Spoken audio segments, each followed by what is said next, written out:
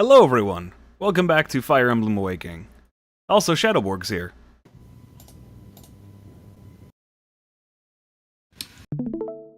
Just share the screen Hey, for there him. we go. So last time, we didn't actually make any progress because we spent an entire stream going to recruit some child soldiers. That's basically progress. Characters are the progress people really want. And then, because we didn't stream on Thursday because I played some Galo instead, I then went on my own time and did some grinding. You may notice that about half of my army are currently sword masters. So many beautiful swords. I hate that the sprite holds two of them and they never actually wield two in-game. That's fine. But more importantly than that, we got a couple things to deal with. One of which, I hope you guys are excited, I have a lot of supports to get through. Oh boy. But before we do that, there's one thing I want to do. Because I've been, like, juggling a bunch of classes, specifically with Robin, to get him the class set that I want. And he's mostly done. There is one thing specifically I need him to have, though, which is a DLC class. I did already go and do the map, and I came out with this Dread Scroll. So, most of my army have, they're sword masters, they've just turned into weebs. Robin's gonna take it a step further here. Further beyond. As he's gonna be the DLC-only class Dread Fighter.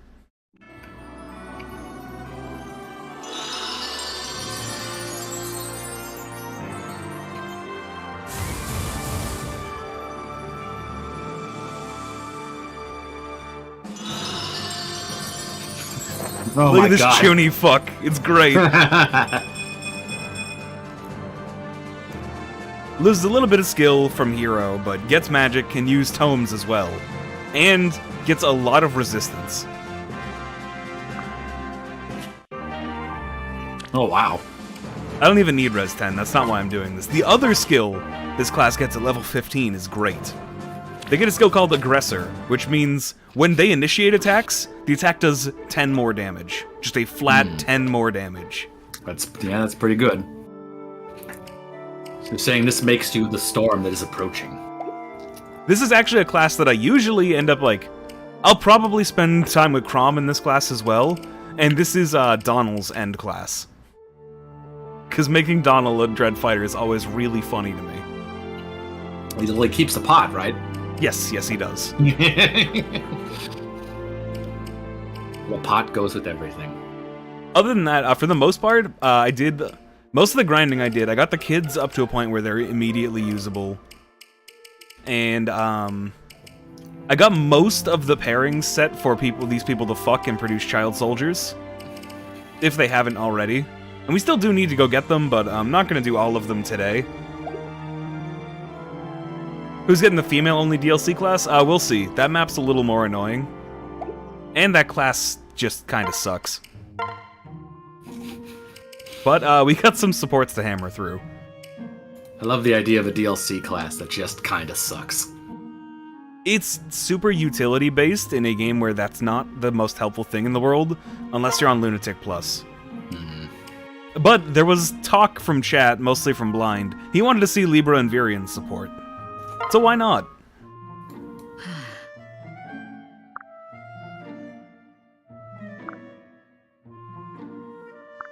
Greetings. Yes, I can see where this is going. My pardons.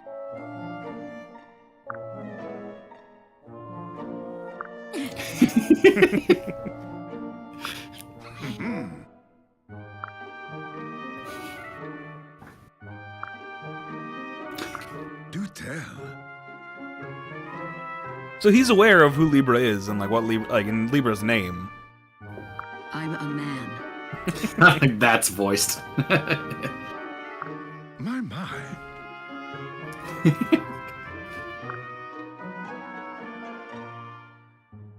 So wait, no, you have wit. Women can't be witty. Fuck, he might be a dude.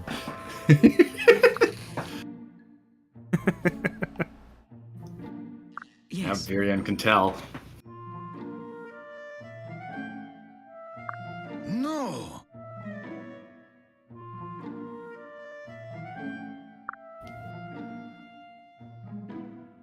Oh, whoops, I'm gay now. Might as well go gay for dicks.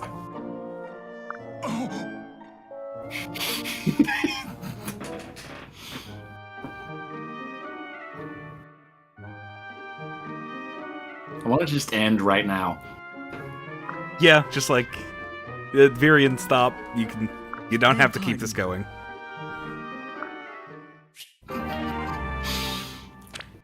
Boy, this support is going places. Yeah, I might actually get more of those just because why not?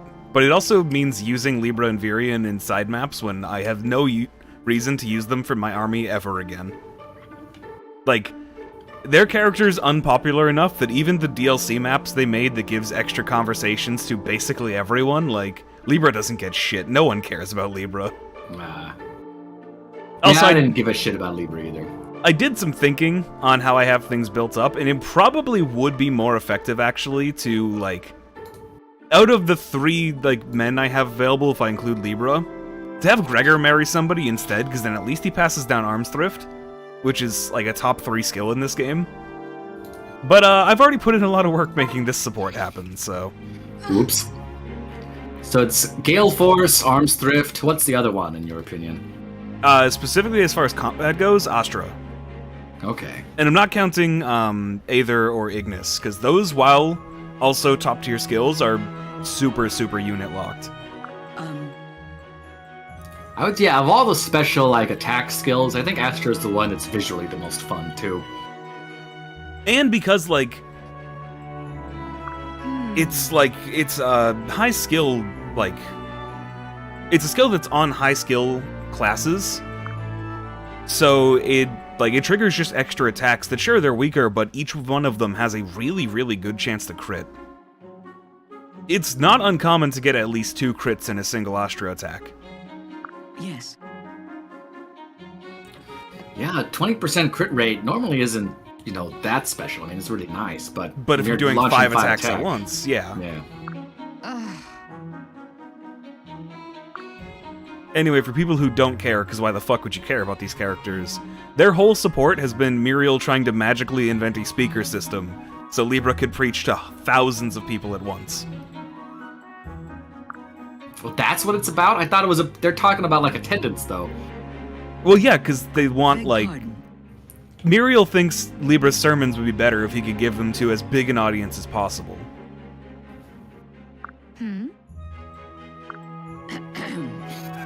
The heart. Oh my god.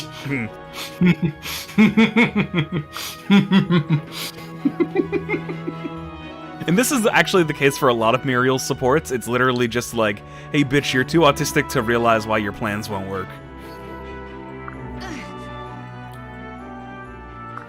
No. Muriel does have the autism moe going for her. And judging by how she looks while she's a Dark Knight, she's also got some great tits. Fascinating. Are there units that don't have great tits in that costume?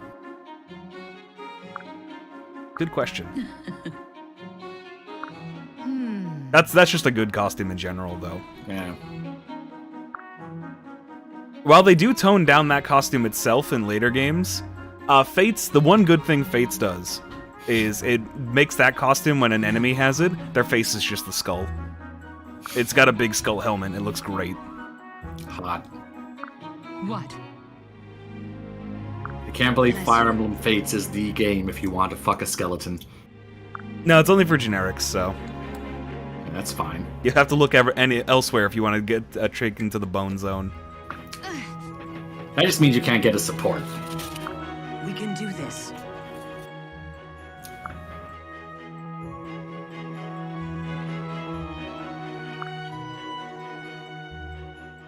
Very gracious. That's an interesting take there, Negro. Well, I agree that, like, May the gods bless a lot of what he has to say really fleshes out all of the, like, time travel and its consequences. The character itself is fucking boring. Muriel's kid is just Muriel, but a dude and with mommy issues. I also feel like the way this game is written, you don't want to go too deep into anything. Yeah, you don't need to explain a ton. Anyway, before we get to the units that I actually care about, let's start making some people fuck. Let's see. Yes, they're done skill-wise. It's not even determined right when they fuck, like I could keep grinding later, but these two are done skill-wise. You. Okay. Yes.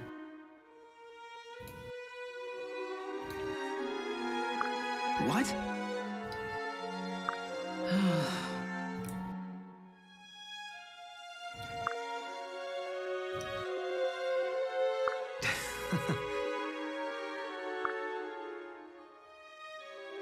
Yeah, Kellum gets to fuck the rabbit. Which is a pairing I mostly make just because, like, whatever's left over for Pan's kid doesn't matter. And also, I think it works the best with their kid. If you say so. Pan's son is much more amusing with Kellum as his father.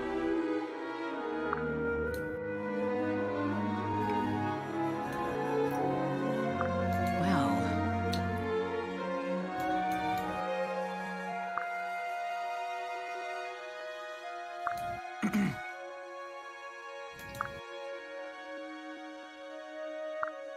Who won bullshit? Kung Pao won today. It was great. Wimplo was finally trained right.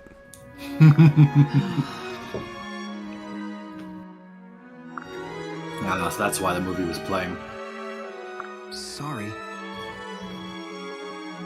That's a great feeling when a team wins and you can celebrate it with a special video. Which is why V is bringing back the entire Watch for Rolling Rocks and half an A-Press video as a victory anthem. Yes, I was just thinking that. Those games where you're in Group H. Yeah, just final game of the day. We got nothing better to do. We're watching the entire video.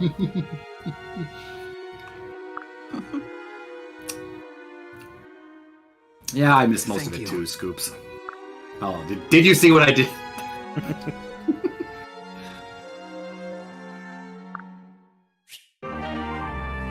Yeah, the finals for fucking bullshit were Kung Pao versus SX. Definitely rooting for Kung Pao in that matchup. The SX team is fun, at least. It's the final boss team from VGL. Okay. Is Essex as one-noted team as it sounds? Kinda, yeah, but it's funny. And chat spams the emote. It is funny. I'll agree with that. Also, so this pairing that I'm doing next, Maribel and Henry, I did a lot of grinding, specifically with Henry, because I was training him up as a mage for a little while, and then I realized, wait, he could be better. So then I just switched him to Berserker so he could get Axe Fair. Because that's actually really useful to pass down to Maribel's kid. Because he'll end up in, like, his canon class is the same as Libra's. His canon class is the same as Libra's. Yes, so he turns into a war monk. It's ironic. And then Also, Maribel, of course, Zane was just... Scoops. Maribel, of course, is just like, you're a woman, you can have Gale Force, you're passing down Gale Force. They won't hurt you. Aww. Yeah, I guess Gale Force makes this the most heavily gendered of peak play. Yes, yes it does. That's pretty funny. We skipped one of the previous supports for this one, which was just like, the first one is them talking about, like, talking to flowers. The second one is the flower Maribel was talking to was trampled by the army and is dead. And then the last one was about, like, having to deal with all the people you killed when you're a ghost.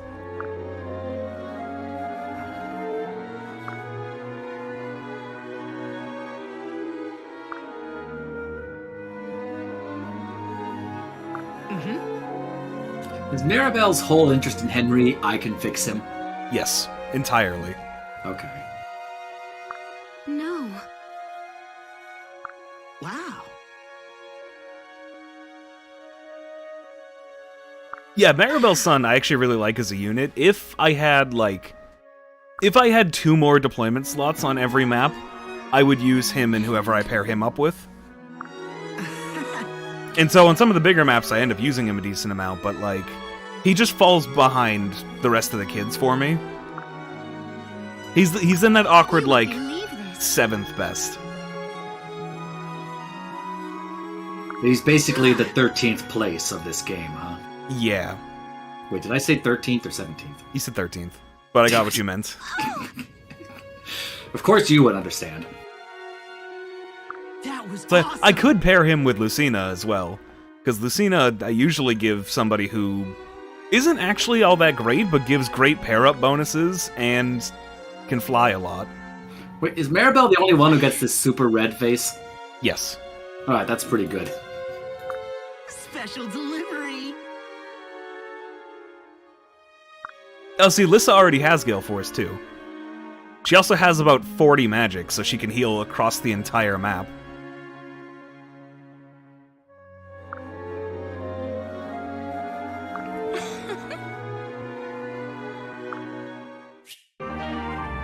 And then they fucked. In the same room as everybody else. So now that we're done with them, we're back up to the units I actually like. And most of their supports right now are parent and child. So we already have Lucina's A support with Chrom. Now. In the last one, if you'll remember, they were talking about dueling to get the story of how Chrom met Olivia. Listen, What?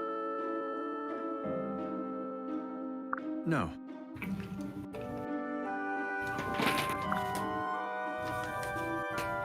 So about this time travel, is it one way? This is a very important question that only gets asked in a fucking support.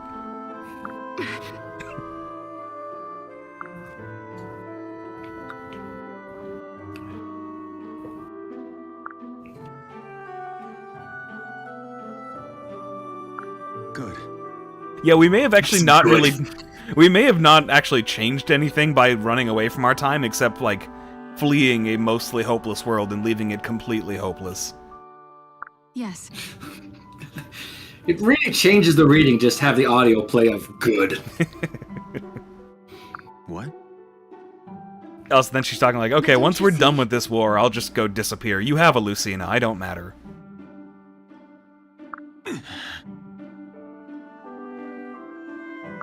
Huh? Listen to me. Yeah, it's the whole clone argument, but made even weirder because it's time travel instead of clones.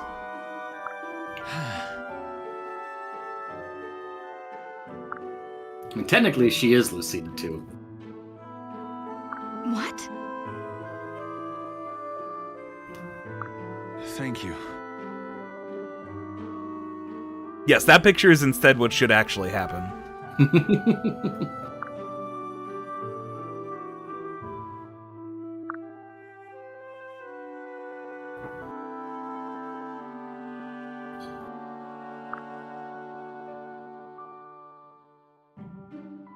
Father.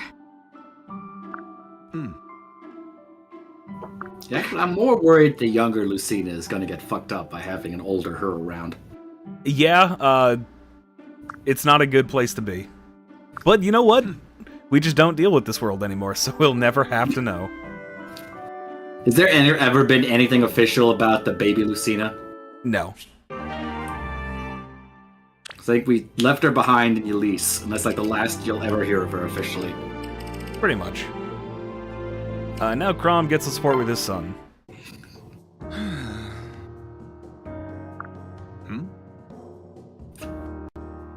So, like, with all the pairing stuff, you could, like, you pair the parents, they produce a kid. You can also make the kids fuck each other, too. And don't worry, I'm gonna do that as well. Because it provides better in-combat bonuses. Really? What Meta and Blind is saying just made me realize that there's, like, a possible world where Lucina really does become the new Saber, and they just use time travel to pump out infinite variants of her. Starting with the baby Lucina. Please stop giving them ideas. It's not too late. They can still do it. Also, doesn't Thar just straight up abuse her kid? Always. Sort of. She definitely experiments on her kid. Well, Experiment, abuse, you know, it's a matter of opinion. damn you. Huh?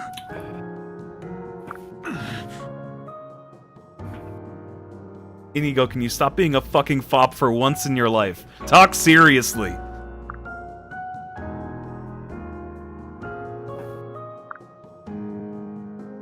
Scoops, I think it would depend on how much the other people treat her as a different person. If everybody just assumes she's exactly the same as the older Lucina, I can see that messing her up.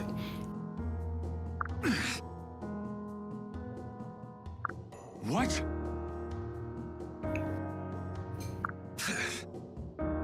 Well, you kinda... Yes. Yeah. I mean, you've got an earring, so yeah.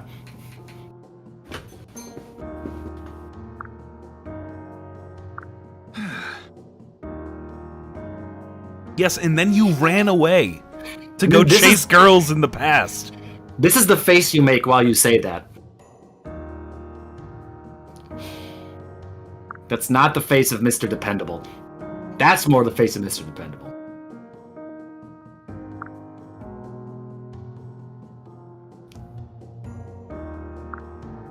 Yes, you can make characters grandparents, but only if you fuck one of the children. And, like, tempting, but I'm good. None of the children in this game appeal to me as much as Anna does.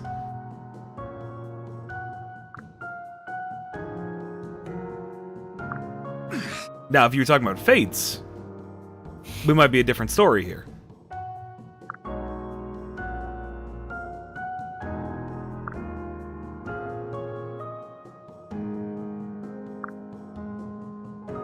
Yes, Inigo, you became the mask. I got it.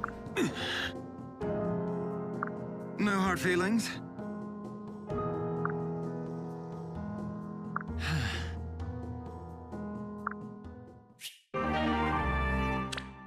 Oh, you know one thing I did realize while I was going through all these supports? Severa and Lucina actually don't have a support at all, which makes all of the lesbian porn a lot more interesting. Like, outside of one DLC scene, these characters never interact with each other in this game. So it's literally just number 1 and number 2 girl. I guess, oh, now there's long-haired Ray, so I guess that's Lucina. Makes sense. Yeah, this is actually one of the pairings I like doing with the children. It's Severa and Owain. Like, super soon and super chuny. Nothing could possibly go wrong, right? Wow.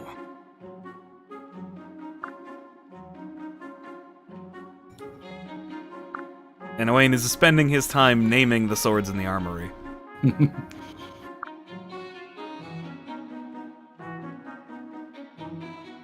Excuse me? My sword hand twitches. Yeah, and... Owain is stupid, but I like him. It's exactly the right Hoy kind there. of stupid. What? We're in this together.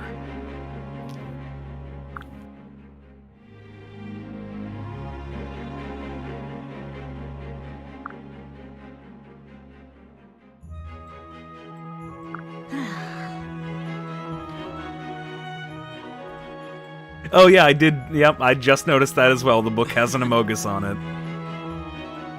Thank you, Central Negro. I've had enough! The book? On the art on the that I have on the stream. Oh. Perfect.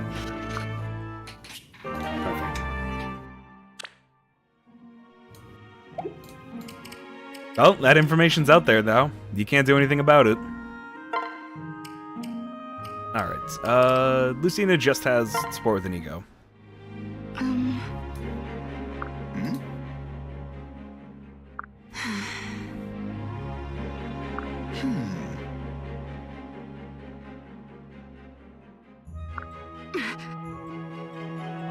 Why not? Yeah, this support's the same no matter who Lucina's sibling is. Which makes it even funnier when it's a class that can't use swords. Yeah, thank you, Lucina, talking like that isn't a memento of his father as well. My father. Fucking cunt. My father. That's a memento of my father.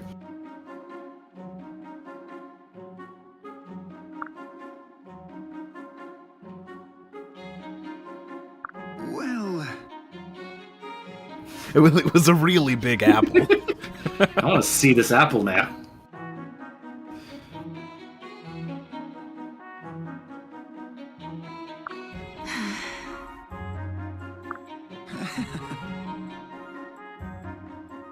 Huh? No.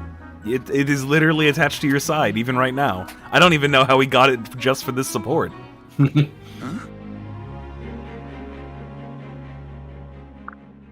Yeah, we're not going to change the art for these. That would be way too much work. Especially when they thought they were shuttering the studio after this. What?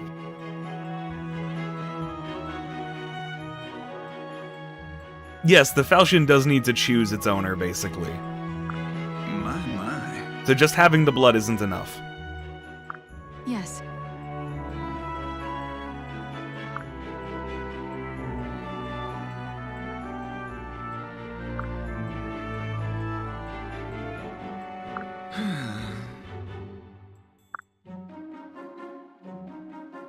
So yeah, that's cool and all, but I'll give Inigo better weapons.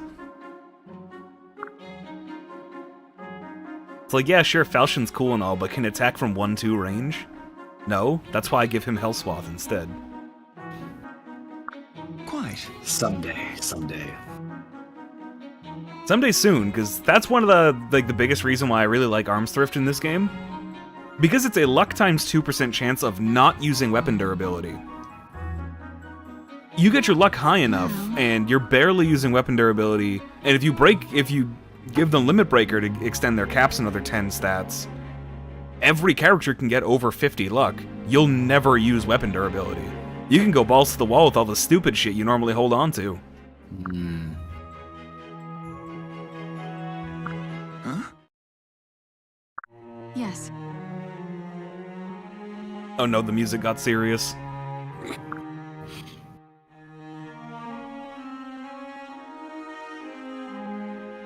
Yeah, it's like 50 plus luck and then forged killer weapons, and then... I mean, the game was already over at that point, but it's even more over. We can always make it more over. Huh? As you'll see whenever I get into a battle. Eventually. Eventually. What? There is a lot more supports to get through. Not today. This is another support that makes perfect sense if it's Sumia's kid. And it's a little childish coming from any of the other possible siblings.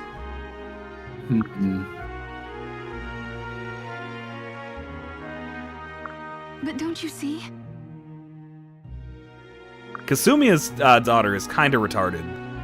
As we will see.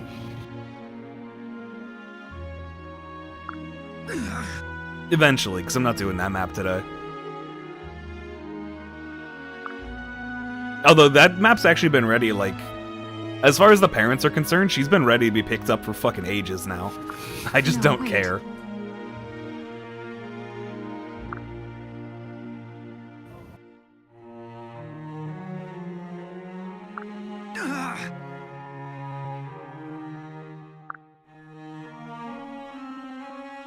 No, I'm not going to do Sumia's kid now. I'm going to do another child's map now, but I'm going to do Shersha's kid.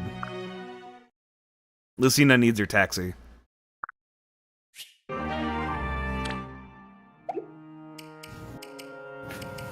I think Morgan actually has a bunch, yes.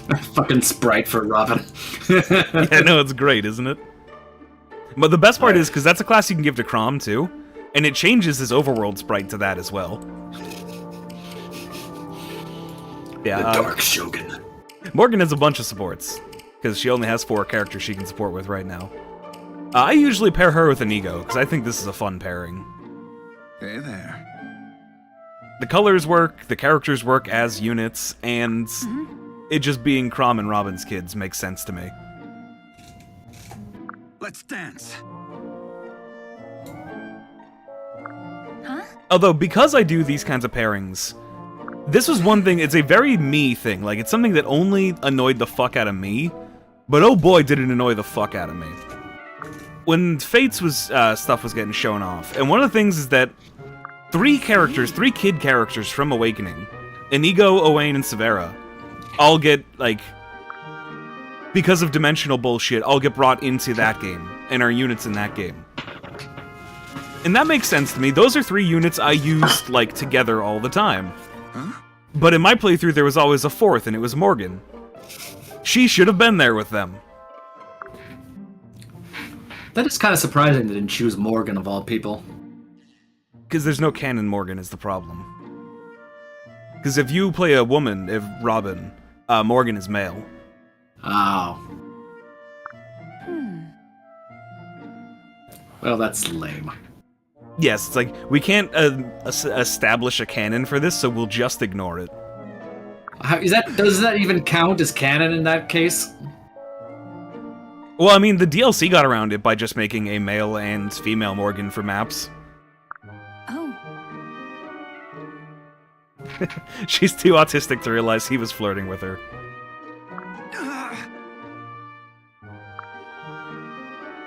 With the most platonic of respect. But yeah, that's a weird annoyance that, like, is specifically just my problem. right. But I didn't like that about Fates. And then it turned out I didn't like most of the rest of the game either. Well,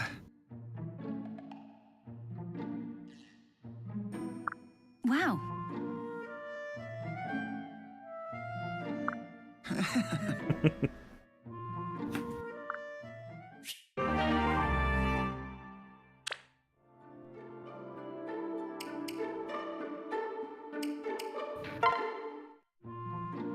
Freeze! And then Owain is here, because why not? What?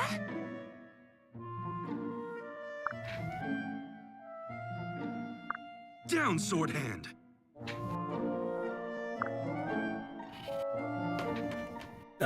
You okay there, buddy? I think that's just called being horny.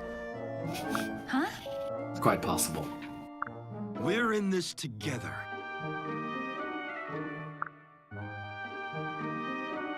Hmm. A hero is never idle.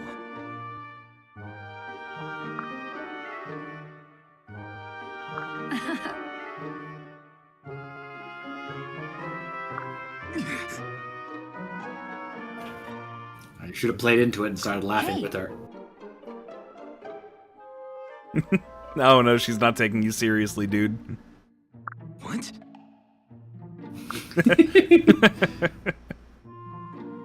These two actually have really fun supports if they're siblings. Similar to Lucina's, Morgan's supports are always the same no matter who's her Well. sibling.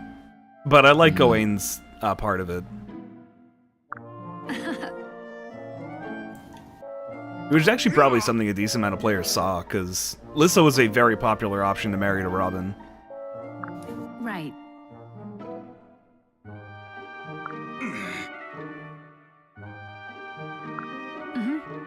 Yeah, no, siblings aren't allowed to bang. The closest you can get is cousins. Like, I could make Lucina and Owain bang if I wanted to. Although it's censored in the English version. It's simple.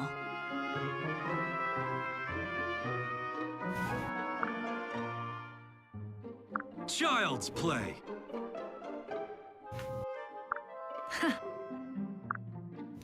Alright, good job, Morgan. You've tricked the retard into cooking dinner. Have fun with that. Mother. Mm-hmm. Right. Yeah, part of her amnesia is that she just can't remember her mom at all. Well, And most of her methods of trying to get her memories back involves slamming her heads into things or hitting herself in the head with something.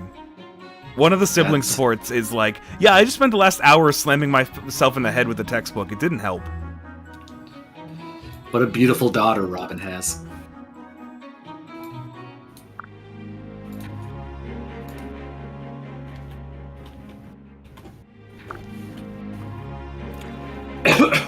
Yes, clearly the issue is that you weren't hitting your head with something hard enough.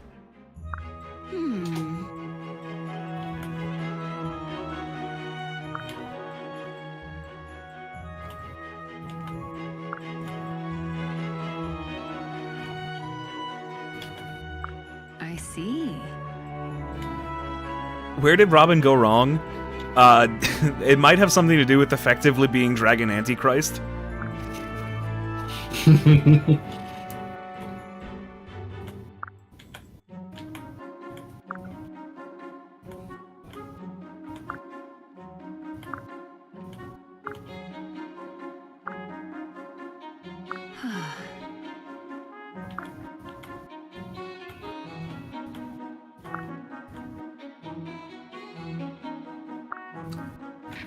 Man, I know I have a comic about Anna and Anna's child, Morgan, but I can't remember where I put it. Is it her being confused that she doesn't look like an Anna? I remember Anna assuming Robin cheated on her. That might have been. That was also part of it. Anna, it doesn't work that way.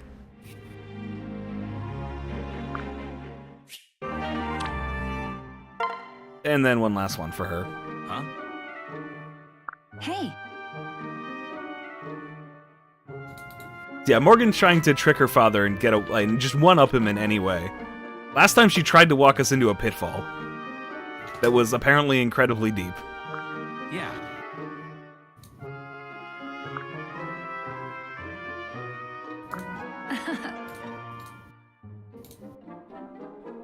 Whoa. And now she's just stolen something that he needs and has hidden it. it's simple. What are you gonna do now, Father? It is in camp somewhere. Have fun.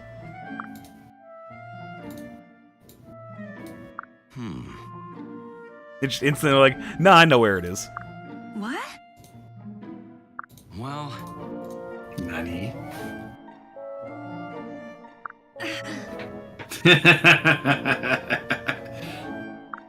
right.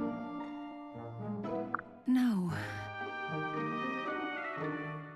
Yeah.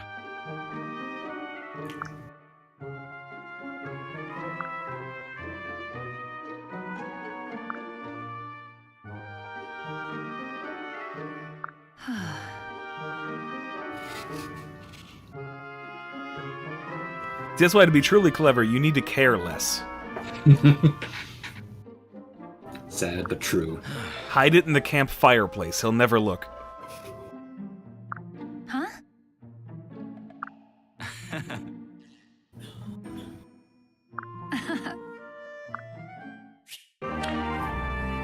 Alright, that's her supports. Few more.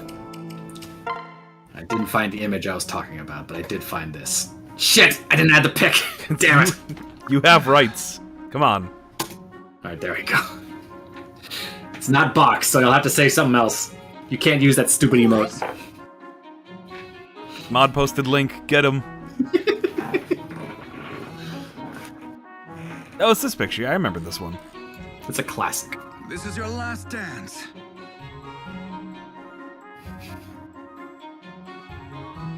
Ever wondered what Marth would be like as a girl? He wasn't before. He is now.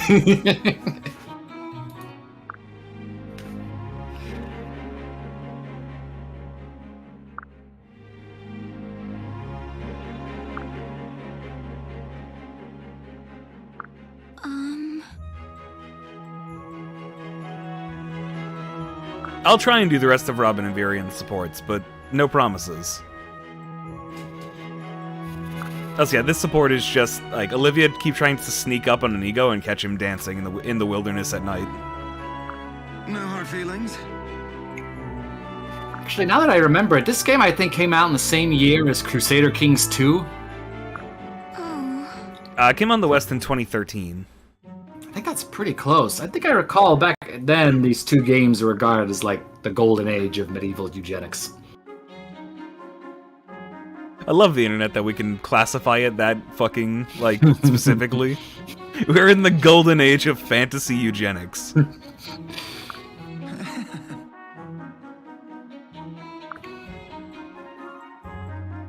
Why is she blushing for her son? Jensates, have you ever seen Back to the Future? Hey there.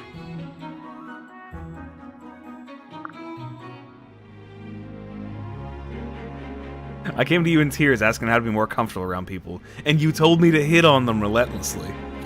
You're a weird mom.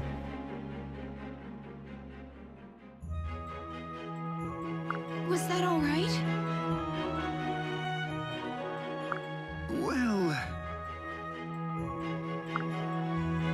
Who was that friend? Fuck it, like, the only other character she's ever interacted with outside of the, like, supports is Basilio, so probably him. He was just trying to get himself laid, wasn't he? Sure was. Sorry. But again, instead of that, he just fucking, like, attached his two most fucking treasured lieutenants to Elysian royalty. Still have a hard time seeing Olivia as anybody's trusted lieutenant.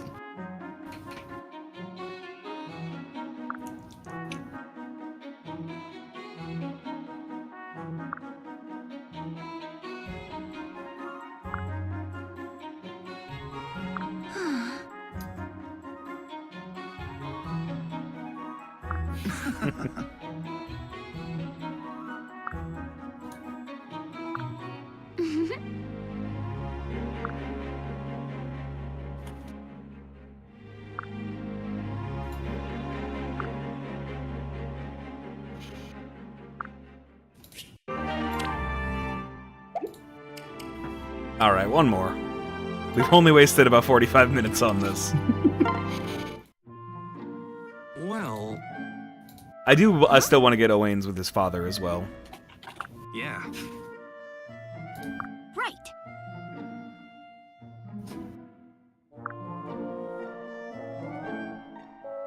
And yes, they're trying to name Lissa's weapon. Because Owain's whole thing with naming is that he feels like weapons do their job better if they're named. Ha! Because he's autistic. Huh?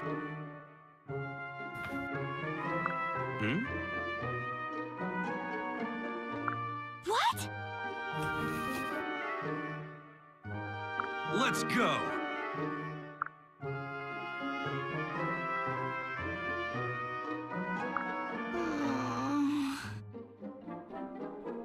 Behold!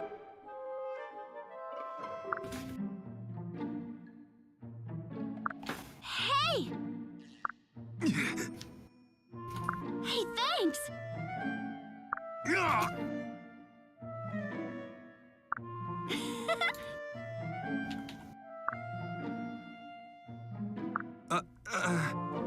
And then he died. The end. No. Huh?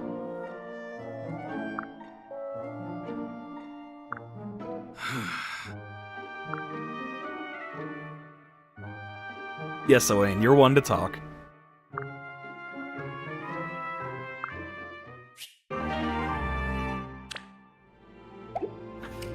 Alright, we did it. We made it through all the supports.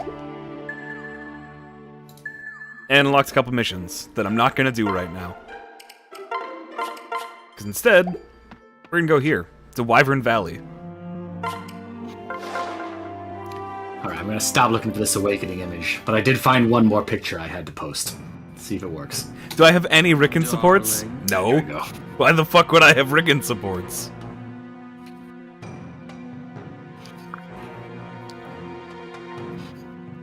wait. See?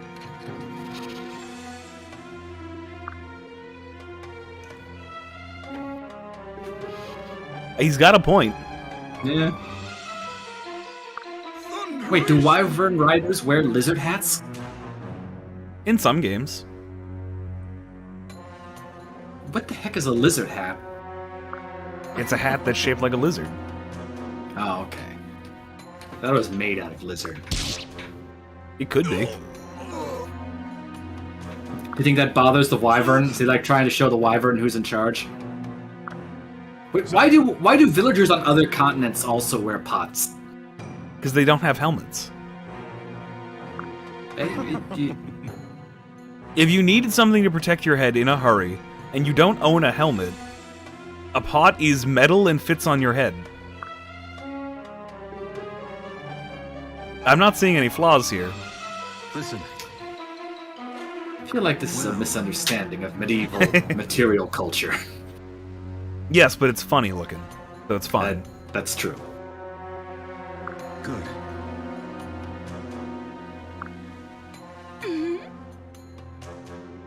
Oh yes, because Shersh actually gets a line in the pre-mission dialogue. That means it's time to find her kid. Really? Really?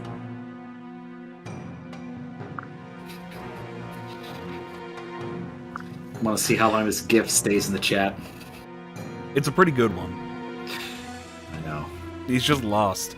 It's classic Pez AI. Hail, traveler! And hey look, it's Nightwing. No. He's a dick. Yeah, but his name is Jerome.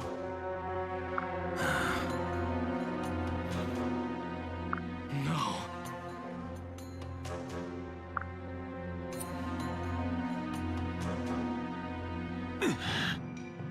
This is where my parents died, Lucina.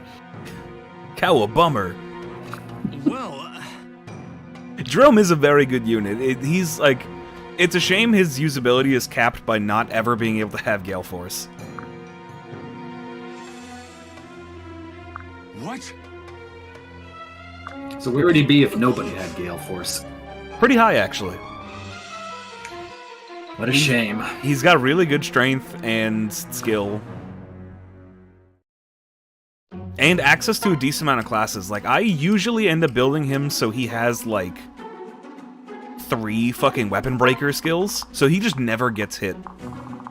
And if he did get hit, he's a fucking Wyvern Lord, he can take it.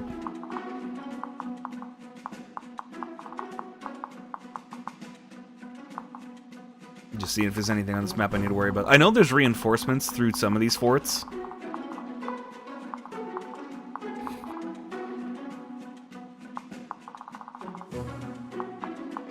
Yeah, don't worry, Metagross. We'll see that support. I plan on making those two fuck. So yeah, Jerome's over here, being a loser. Mask stays on.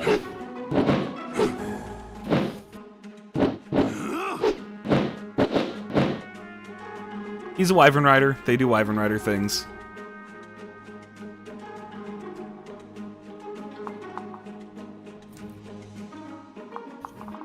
There's also villagers you need to protect for a reward. It's sort of worth it. I'm not deploying Shersh for this map, so I need to recruit him with Crom.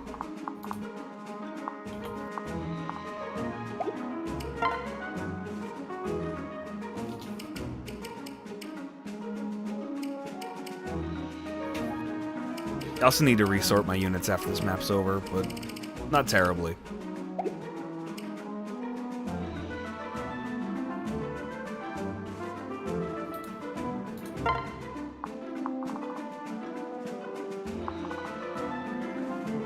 It is best to do that. It's not necessary, though. Having a couple good flyers is enough.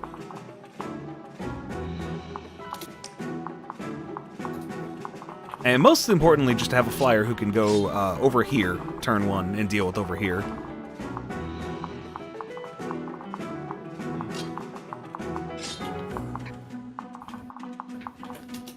Let's see.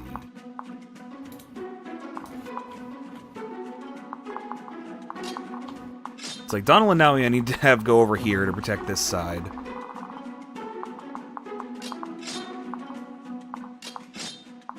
Lissa and Lonk are going to go over that way.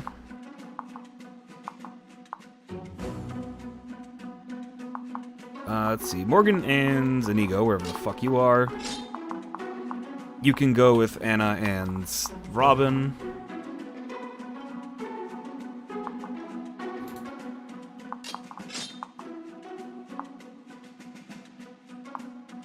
Yeah, because once they recruit, Lucina and Jerome will go that way. Crom and Olivia will go that way. That should all work. Yeah, there's better ways to do this, but like...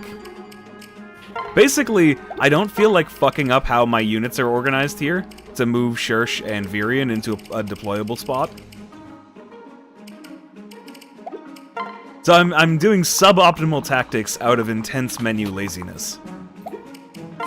I mean, isn't that why you grind, so you can use suboptimal tactics? Yes, basically.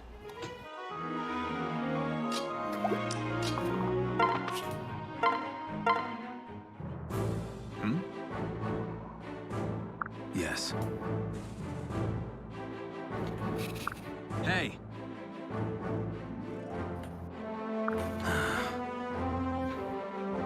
Stop being such a fucking edgelord, Jerome. what?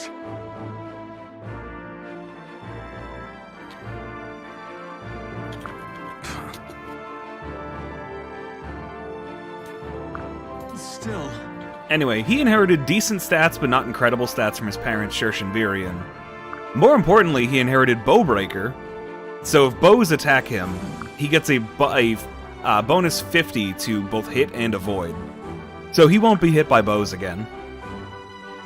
Pretty good for a flyer. Very good for a flyer. And then he got the female-only skill Dual Support Plus, which gives an extra chance for dual strikes and dual guards to happen. Alright, that's pretty nice. Which basically means when he's paired up with somebody who he's married to, which he will spend most of the game doing so, he's, like, it's a guaranteed extra attack every single combat.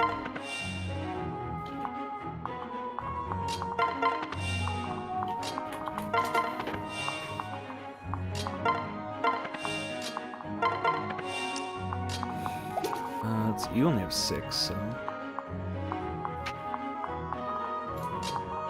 Like, there is fine.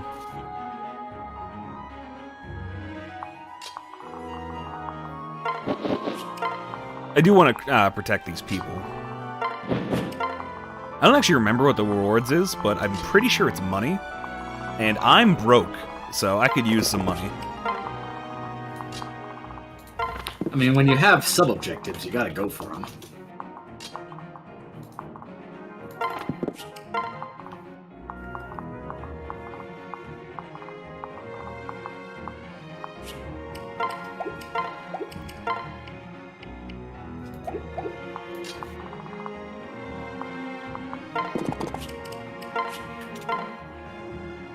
Alright, time for Robin to be an edgelord.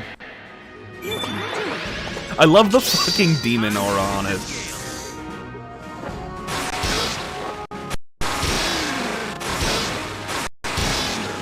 And Astra, for weapons that don't have custom animations, are just the same animation over and over again. And it looks very janky.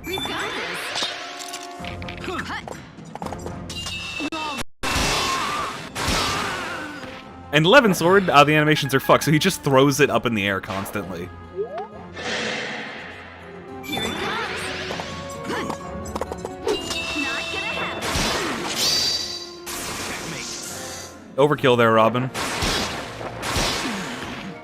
Right. Honestly, Dread Fighter isn't perfect. Its caps are weirdly low at points. And honestly, it's probably better to use a, have him as Grandmaster instead. Which, I will switch him back at some point. Farewell. Morgan's voice actress sounds like she's in her 30s. Yeah, she sounds older than she should be. Time to even the odds. Oh my god. Yeah, see, that's the other nice thing about having them all be Swordmasters right now. Really high skill stats means, like, really fucking frequent skill activations. Also, I paid for these animations. Nigga, this is on an emulator. I didn't pay for shit. We paid for the animations, we're gonna use the animations. How often can units counter? Not super often. They were like only certain units have the counter skill, and they're warriors, the same class that like Basilio is in Vake, and that's none of these guys, so I don't really have to worry about that.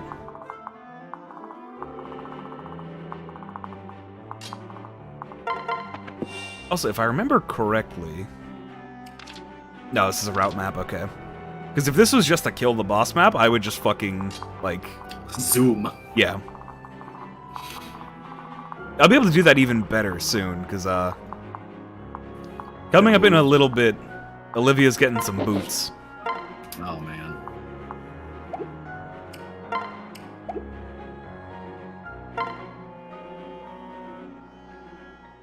By the way, here's the quickest way to explain Fire Emblem.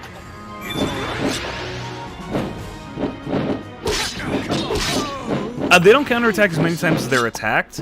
They counterattack one range attacks as long as that attack doesn't kill them. What if they could counterattack even if the attack does kill them? That would make counter even more bullshit. Counter's already fucking bullshit.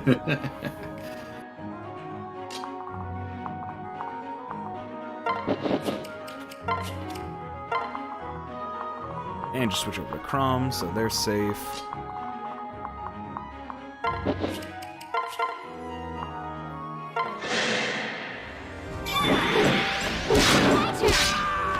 Like, counter's so bullshit that even on the highest difficulty in this game, Lunatic Plus, where the game is actively cheating, they won't give counter to enemies until chapter like 4. They realize the game would be impossible if characters could counter from the word go.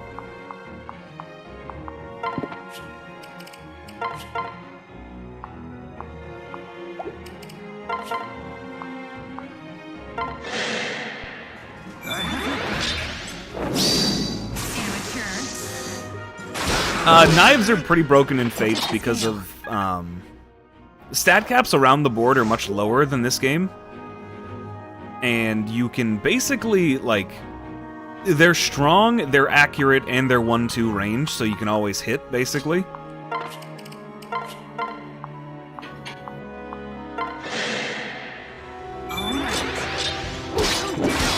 Also, as I'm doing this, I'm realizing my units aren't as god tier as I would like them to be. Basically, I'm too used to how my units are set up in my personal save. So, like, oh, you could be stronger.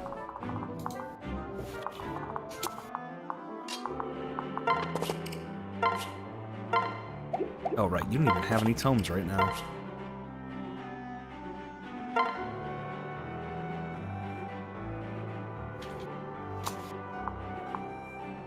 Yes, I've taken 0 damage so far, but it could be better. I've also had to attack more than once.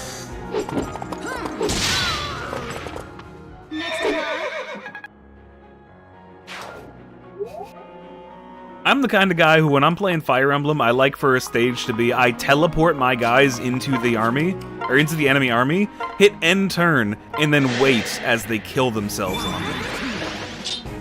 Really, that's the perfect plan, because what else do you really have to do? You can't go wrong.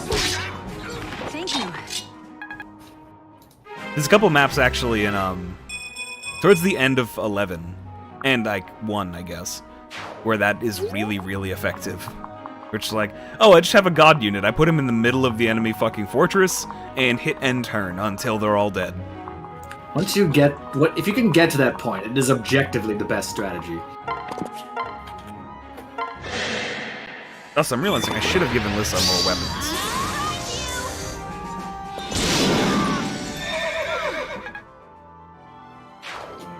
She only has an L-Fire with 3 uses now left.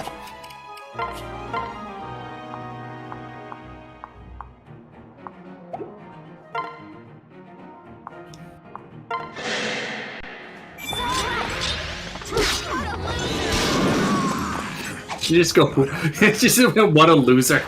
Yes. Would kind of be better if it had limited uses per turn. Probably, but at that point, like, limiting this stuff is really weird. Because enemies typically don't survive more than 2 rounds of combat. So it doesn't have that many uses anyway, effectively. Yeah, basically. It's more just, like, counter is the way to change the whole, like, just put my strong units in the middle of them and hit end turn. Because counter works even if they attack you. So it means you have to actually look at their army first and determine, like, how, like, who do I need to take out from 2 range before I let them get near me? Nice weapon. Yeah, I think stall is still my high water mark for damage.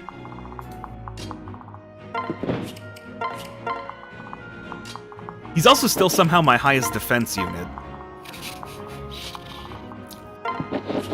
Not expecting Stahl to be the MVP like that. Yes, but Zess, yes, it's good for that, but only certain games, basically. There's only a couple certain games that let you grind that autistically. This is one of them. You know, actually, speaking of Stahl, I went and checked my actual save to see his stats in comparison. The Stahl in my DS save, sure, he's a Paladin instead of a Great Knight. He did spend levels as Great Knight, but like he's a Paladin right now. He's gotten about 8 more levels total than the Stahl in this save for streaming, and he still has 10 less defense. This Stahl has been incredibly blessed. Checkmate. Success.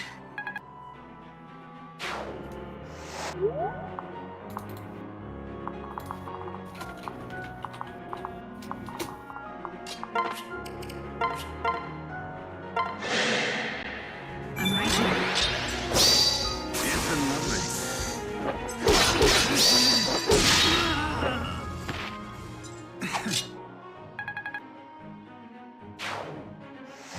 Which is good, because of how many fucking units I have that were goddamn cursed with their strength.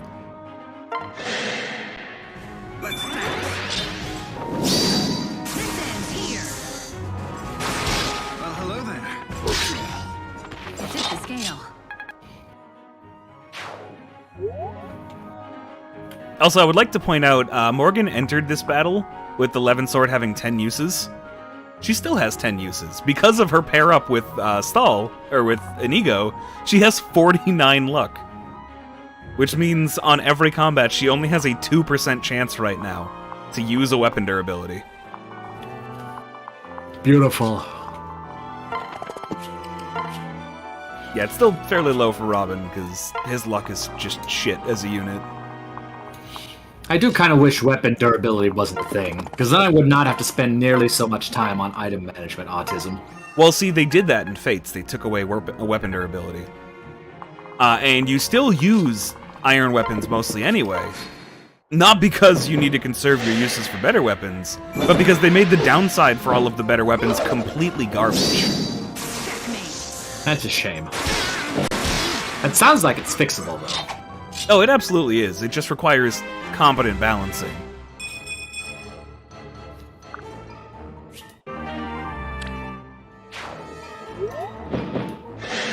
Which they mostly get on. I don't mind how it is in, Three Houses, actually. In Three Houses, it's, like, weapons still have durability, and every unit has weapon skills they can use which take extra durability. But repairing weapons is actually fairly cheap. Yeah, it is. Farewell. So you can just you can constantly keep using the same weapons as long as you repair them. And repairing like higher quality and more legendary weapons gets more expensive, but it's still pretty reasonable. Yeah, you just have to manage your smithing stones or whatever they're called. Which by the time you're in part 2, like, it doesn't matter. You have all of the money in the world you possibly need. Just as planned.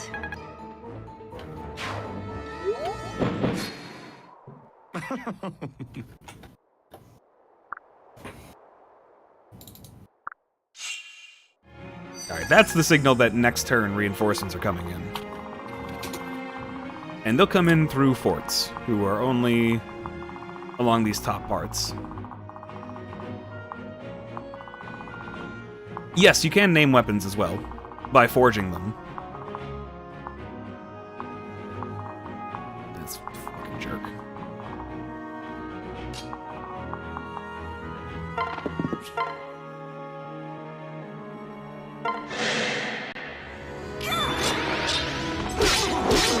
Oh, he needs no aid.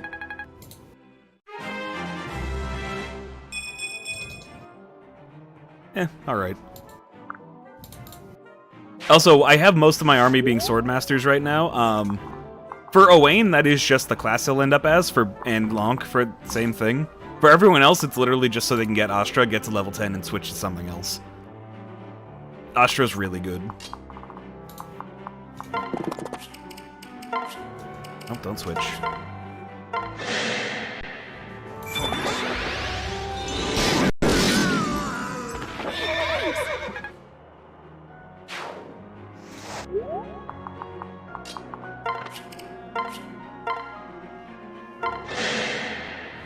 We're in this together. Also, the costume for Swordmaster is good. Shows an incredible amount of leg on every female unit.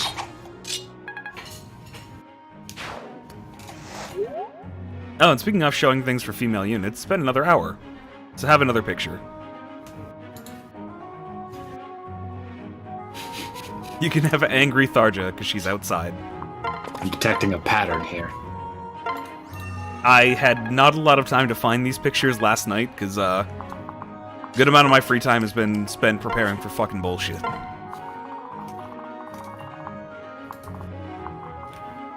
Don't worry, the third picture I have isn't Tharja.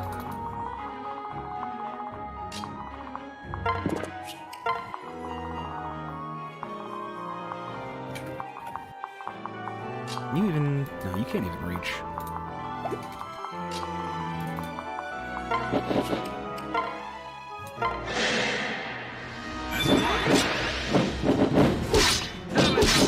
No, this book doesn't have an Amogus. Not that you know of.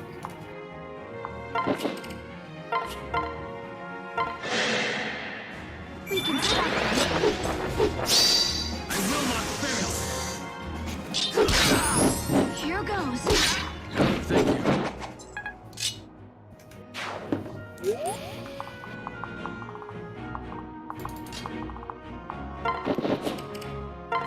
Alright, so I'm gonna get two supports, or two enemies coming in here. Not the worst. Victory. How about this? God, you see my hide. Perfect, I need that. Because, again, I am broke.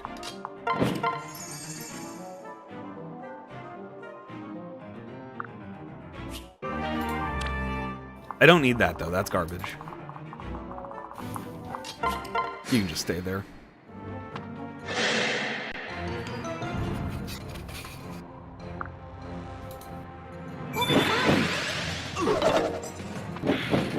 Oh no, he's gonna threaten Donald. Whatever will I do? I'll probably kill him.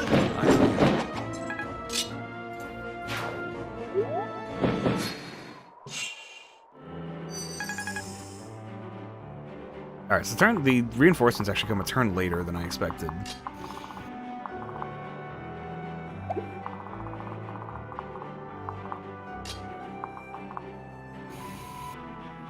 He will stop the reinforcements, though, so I want to do something.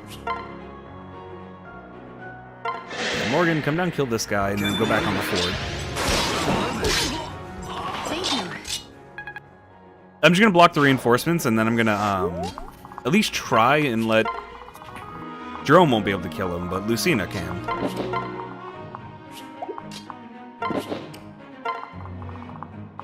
And if I park Donald there, he should move an extra tile off and not even be on the fort anymore.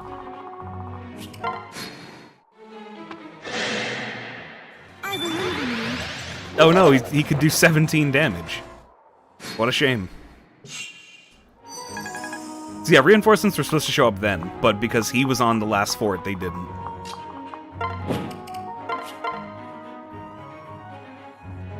He's at 71 health. You will not stop me.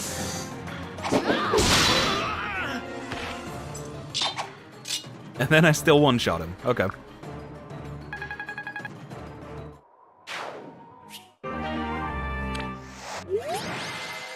So yeah, Lucina's also a really good unit. Thank you.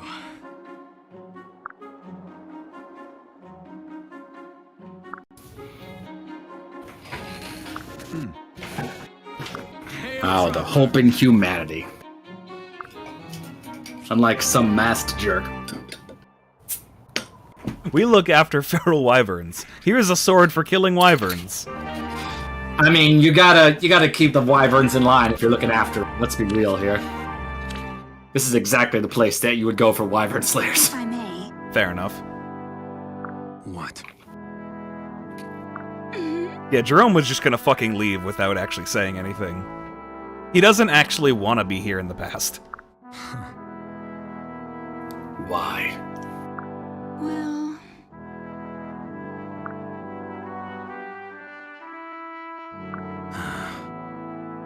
Fine, whatever, Mom. I mean, thank you. Do as you please.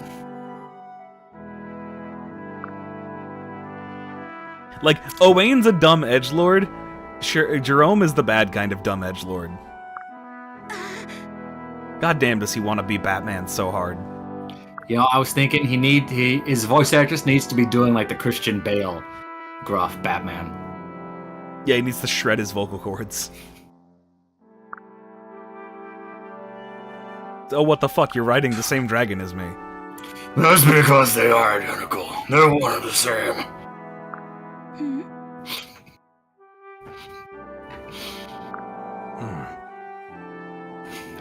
You could examine it from tip to tail, looking for scars and marks if you like. Or you could just look at this ring. You know, at least his mask has the white eyes thing. That's what, like, Batman movies really need. It looks so much better than the stupid makeup. Well, they give him like eyeliner or something, don't they? Yeah, because they still want to show the actor's eyes when it looks like crap.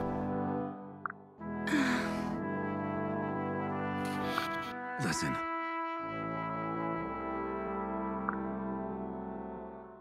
It's he literally just like, yeah, no, in the future, Minerva's basically the only wyvern left. I came back in time just to let her, like, die with her people. Oh, Yes.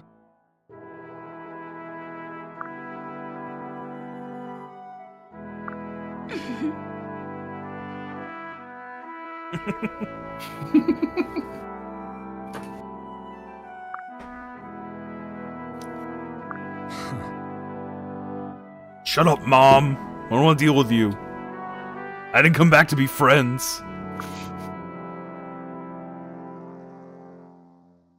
Fates absolutely will be mocked here, Jerome. You shut your whore mouth.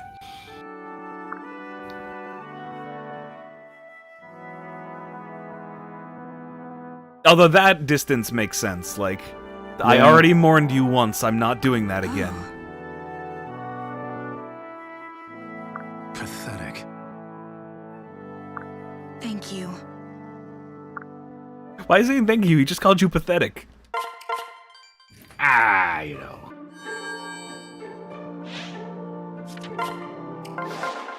I carry only the finest.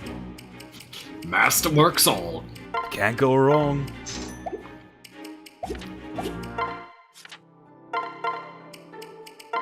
Alright, let's Wait, you did he- need another book. Did he just called her pathetic in the voice line, right? That doesn't count. Yeah, it did.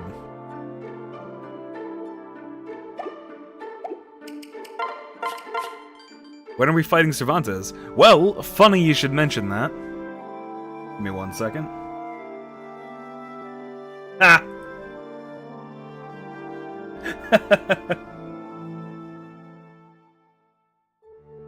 Sorry, something stupid that I just got a message for.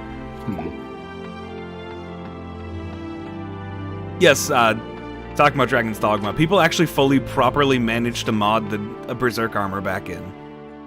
Not through replacing it or anything else, like, they have figured out how to mod completely new material back into the game, effectively. Pretty good. So, that means, like, the doors for Dragon's Dogma modding are wide open again. Yeah, that sounds pretty cool. That's basically like full custom skins, effectively. Custom models, custom weapons, custom Yeah. armor, like... Anyway, we got, Jerome has both mommy and daddy issues, so we need to deal with both of them. As you do. Usually these characters only have one or the other. What? No, I want to say Jerome got from Viria and his flair for the theatric. Yeah, like... It's definitely why he wears a mask. Ah, yes.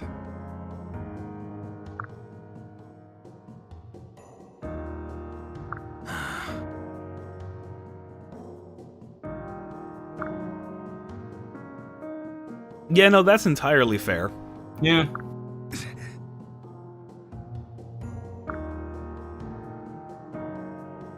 Ravishing. Pathetic.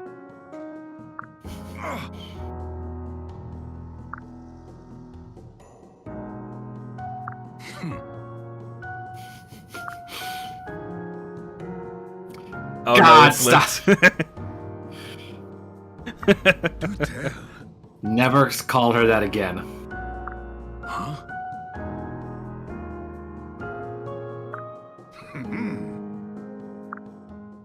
He's trying so hard to be an edgelord.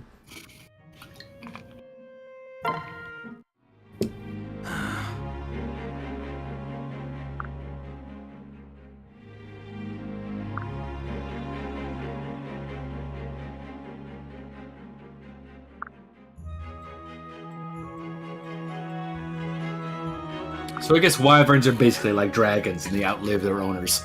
Yes, basically. Yes. Most games actually don't do too much with the concept of wild wyverns, which I always thought was a missed opportunity. Yeah. Like, they're just straight enemies in the first game and in the remake in 11 and 12. And they're actually kind of a bitch. I feel like they could do more with that concept. Path of Radiance does a little bit that I kind of like. The final boss is a wyvern lord, but instead of riding a wyvern, he's literally riding a dragon person he mind broke into being a horse. Like, That is pretty cool. he did kidnap, torture, and mind break the Prince of Black Dragons into being his mount.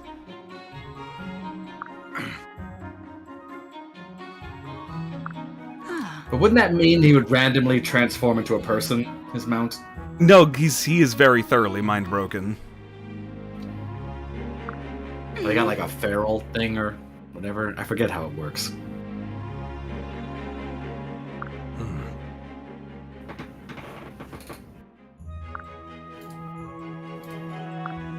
Oh my.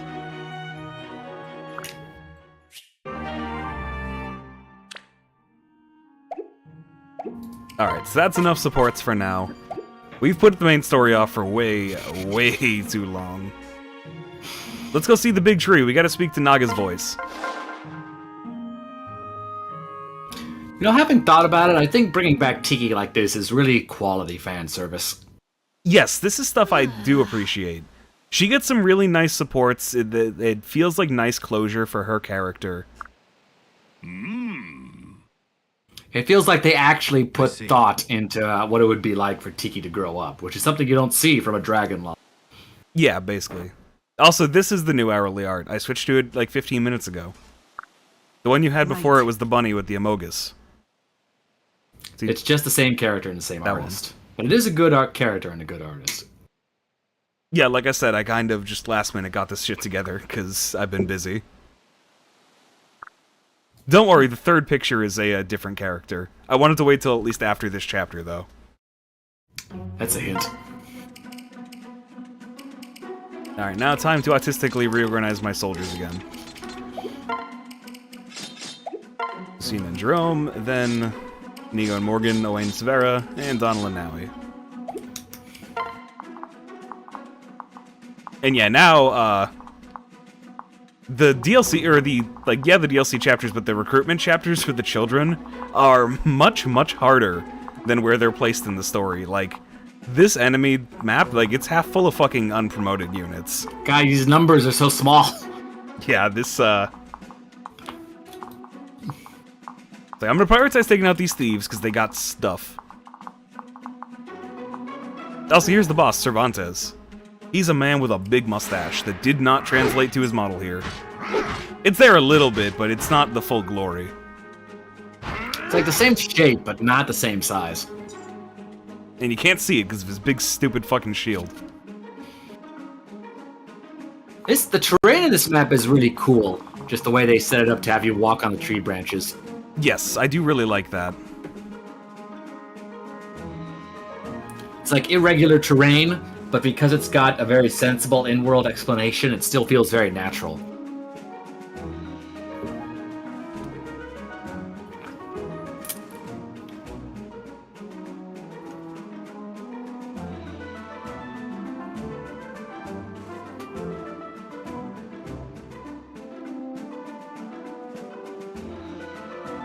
Sorry, just dealing with something else.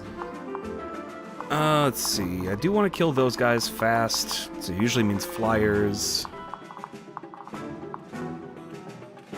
I don't think you're good enough that I can actually leave you alone yet.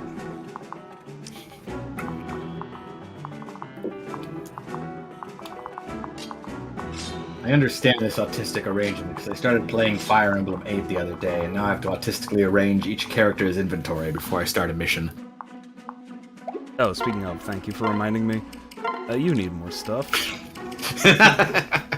Perfect, yes. I don't start autistically arranging things until I plan for them to, like, be on enemy phase. So I don't have to worry about that too much right now. Yeah, that's when it actually matters. Yeah, when there's a chance they could attack with a weapon I wouldn't want them to. But that's not a problem for right now. Yeah, I realized even though I don't grind like you do, I think we're basically doing the same thing. You wanna optimize by grinding, and I optimize by making spreadsheets to manage character inventories. Yeah, see, the problem is I just have all those spreadsheets in my head from hours and hours of playing this fucking game. Yeah, I don't think I have too many playthroughs for any one Fire Emblem game. Actually, you know what? Let's split this up. When I booted up my old Fire Emblem 8 cartridge, it only had 2 completed saves. That might be the only 2 campaigns I did. I thought I did 3 or so, but might have just been 1 for each character. Yeah, no, Fire Emblem 8, I might have beaten that game twice in the last, like, 3 weeks. Oh my god. Well, I do understand a little easier how you could beat that game in a day. Do you just skip the dialogue when you do that? For most of the scenes, yeah. Unless I'm doing something specific, but... Like, I've played it so many times, I don't need to see everything. Yeah, the Fire Emblem 8 story isn't too special. The only special thing about it is all centered around the treatment of Leon. Yeah, and how that changes depending on what route you're on. How much of a little bitch he is. Yeah, that is interesting.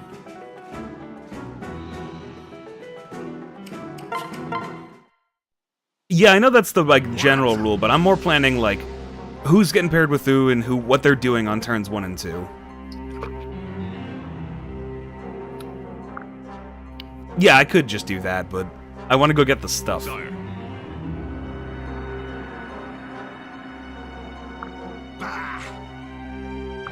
Yes, sir.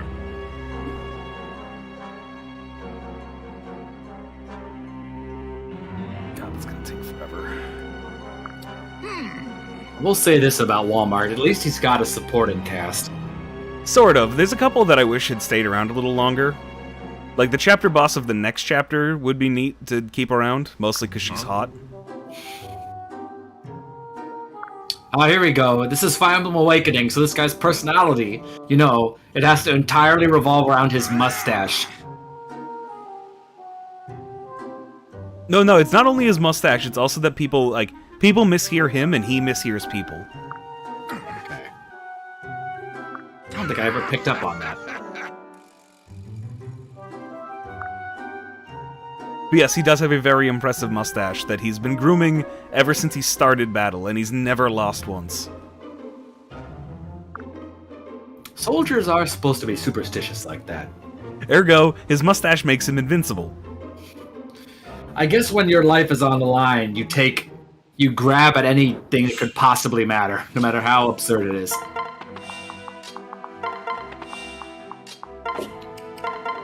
That is kind of believable, actually. Just not that all your fucking dialogue will revolve around it.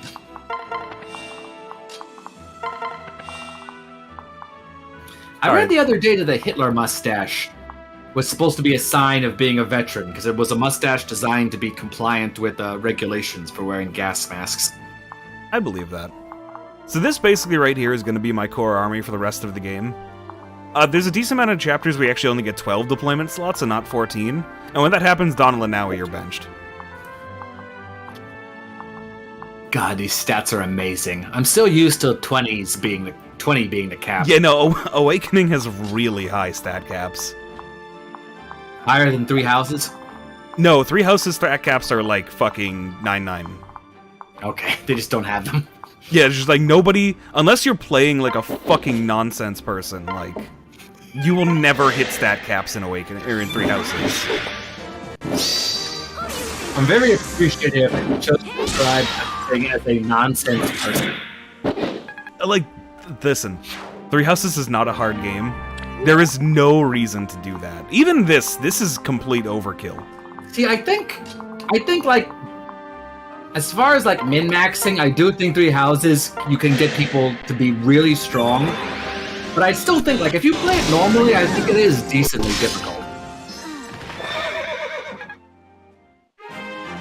It really depends.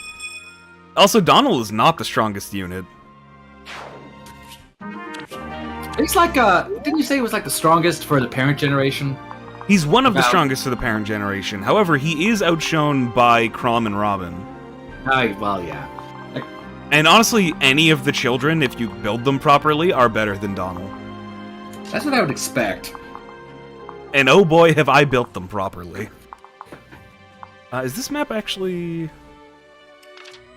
Oh, this is a defeat commander. I could ignore half these guys. Yeah, I've only completed 1 run of Awakening. Not Awakening. 3 houses, because boy, is that a long fucking game. Sure is. But, I thought it was probably one of the more difficult Fire Emblems. On a first playthrough, sure. I'm... What's the best word for it? Autistic? I have played a lot of Fire Emblem 3 Houses. I see what you mean, because 3 Houses is really good about giving you, like, even more options. Like, more things to optimize. So I'm guessing if you just optimize everything 3 Houses gives you, you reach really high, like the highest power levels of any Fire Emblem game. Or close to it. 156, new high water mark for damage. Ooh. See, the problem is, without grinding, they're not super overpowered, but their skills are good enough that they basically can just carry through the game. 3 Houses has a lot of cool skills like that. I do like that about it. Let's see, my 1 run, it was on hard mode. I was challenged a few times. I only died once. And can you guess which was the one stage I died on? Got a game over? Like the first one? Yes, it was the prologue. How? I mean, there's no excuse for it. I was just caught off guard. I'm not used to even having to try on the prologue.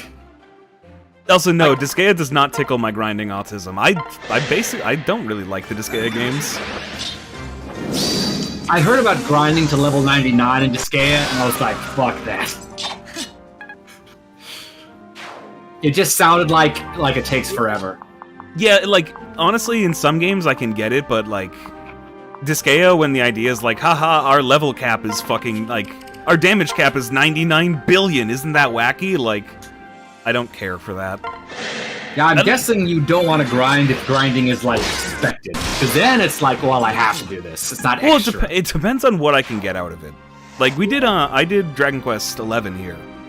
And it's kind of expected for you to grind for the last bit of the game in that. But it's not necessary. But also, grinding was, like, pretty fast. Like, going from the level where I beat the game normally to what I needed to get level cap to do the post-game stuff took an hour of real time. That's nothing then. Exactly. Yeah, I'm guessing like if grinding's not expected so much, then if you're grinding, you're excelling. But if grinding is expected, then when you grind, you're just reaching like normal performance, so you're not even feeling anything special about it.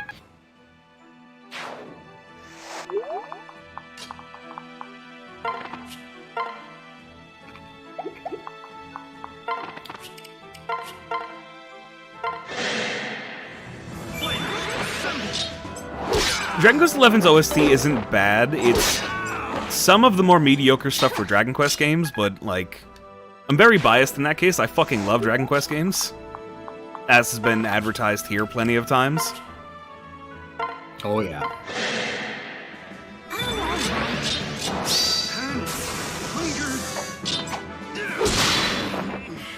Also, Dragon Quest XI is, like, a top 3 for me in the franchise. I fucking love that game. Do Dragon Quest games have compelling plots? Some do. Okay. If you haven't really played Dragon Quest games before and you want one with a compelling plot, go ahead and play Dragon Quest V. Okay. Yeah, I'm a typical American. I don't play Dragon Quest. I just played Final Fantasy. Yeah, thanks, Square. Stayed home.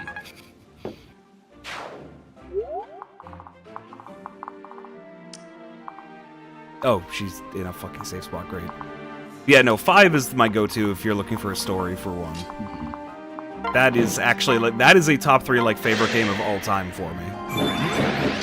Now that I think about it, I think the fact that all Dragon Quests have their art done by Toriyama makes them feel generic to me.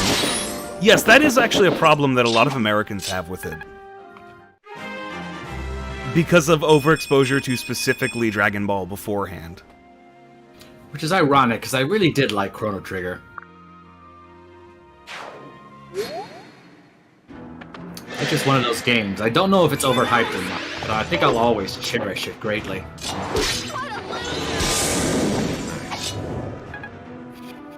Yeah, that fucking image. God damn that image.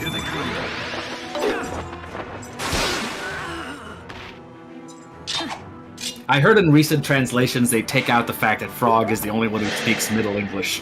That's gay. It is gay. Frog speaking Middle English is the definition of soul. Yes, like, that is a weird character quirk that's kind of annoying at first, but makes perfect sense in universe.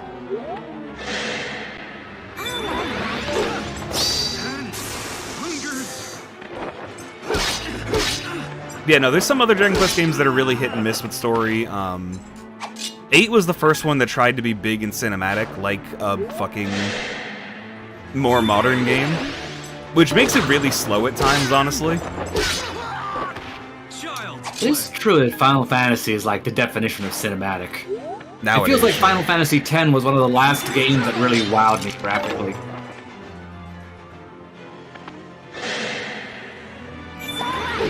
I remember back then I didn't have a PS2. You know how I played Final Fantasy X for the first time?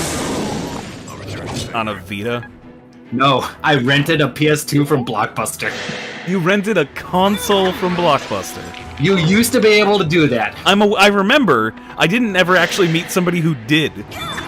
It's so fucking stupid. And the worst part was, I was a Nintendo 64 fag. I didn't understand how memory cards worked. I didn't have one. I just played the game, kept the console on until I died, and then I restarted because I liked the game so much.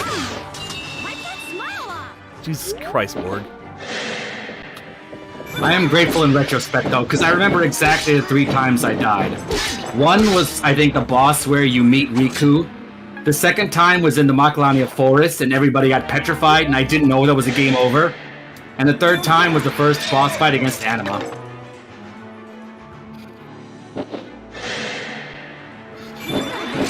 Yeah, I mean, like, Iron Manning your way through some games is a challenge run for a reason. And I'm grateful in retrospect because the memory is so strong. That's all I really want. Strong memory. Yeah, that's fair. Although I should have known better, because I think, like, before the Dreamcast was released, they had a special, like, Hollywood Video where you could rent one. And I did that for Sonic Adventure, and the exact same thing happened. Is there any enemy left that has stuff that I might want? And you know, cartridges, you don't have to spend money on memory cards. I'm just saying. I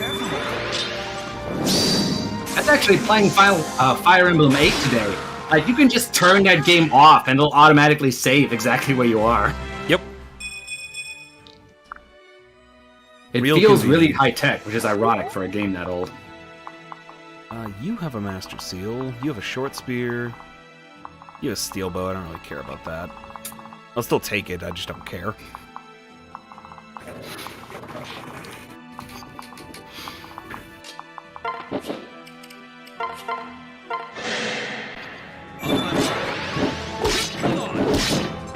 That was amazing.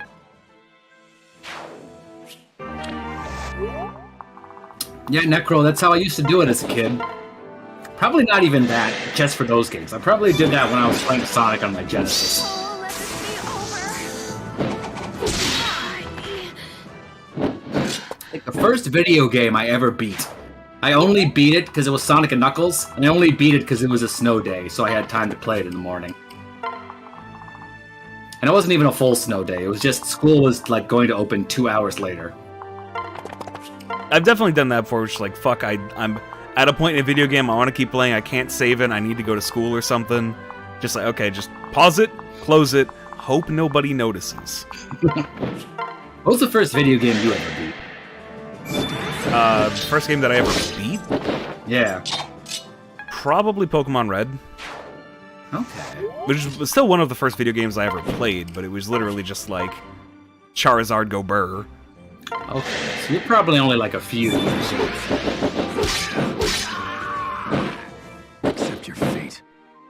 I remember the Nintendo Power Guide for Pokemon Red Blue. It had stickers, and you could take a sticker and put it in the guide to mark which Pokemon you caught.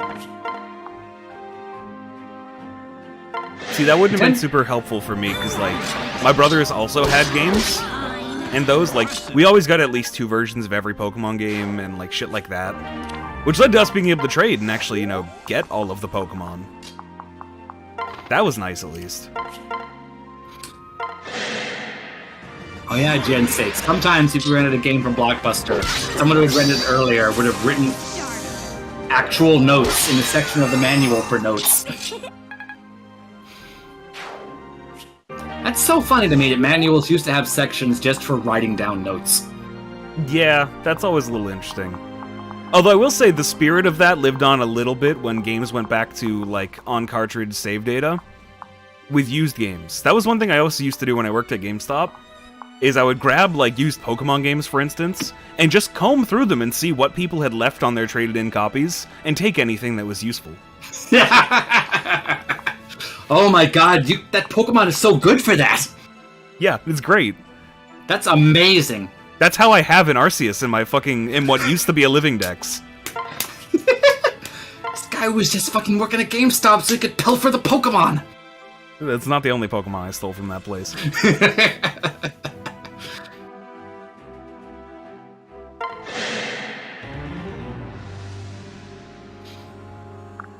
Yeah, you have fun with that, Cervantes.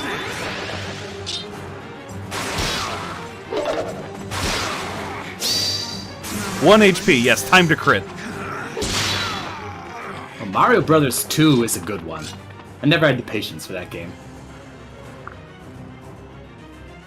That was one of the many games I played as a kid, and I just went, this is fucking stupid. I stopped.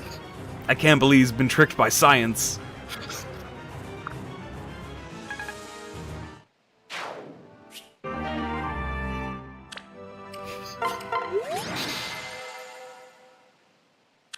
Two-turn win, not bad. Fight.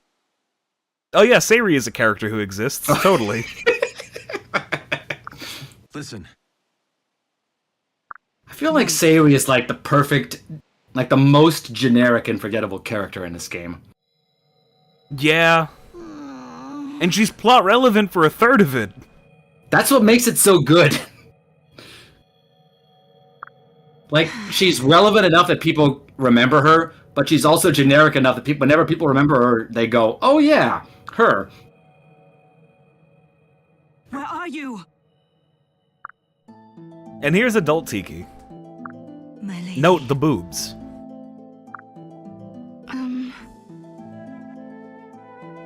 Marth? She instantly is like, oh, you're Marth? No. Huh? Not to turn it off by the long hair. No. There's actually an event going on that should be ending soon in the gacha right now that has story stuff with specifically this Tiki talking about Marth.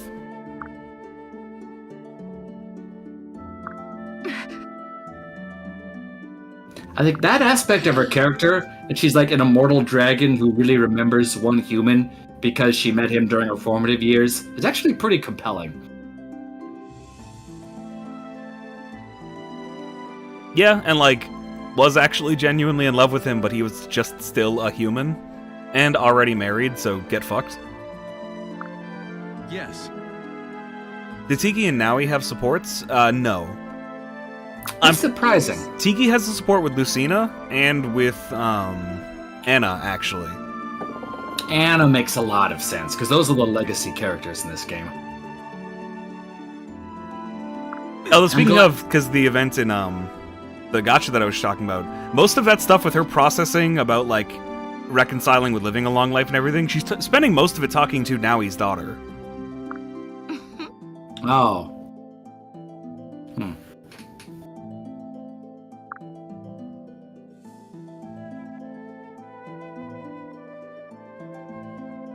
I think they might talk to each other in the DLCs, but whatever. Yeah, she sees the Fire Emblem, knows what's going on, and wants to know where the gemstones are. Which is why it has big empty spots on it. Does she not have a support with Naui or Na? No, neither of them. Huh. That's surprising. Naui isn't a very serious character, so those supports would kind of just be lost. She might actually have a support with Na, I don't remember. Well, Nah, it's pretty forgettable, hence the name. Which is a shame, because I like her as a character, but she's, like, effectively a newborn as far as dragons are concerned. But she's more mature than her mother, right? That's the point. Yes. It's like you need the lolly who acts like a kid, and then you need the lolly who acts like an adult. It's like in Elder Scrolls Online, where the High Elf army is led by somebody who is canonically, like, 20 years old.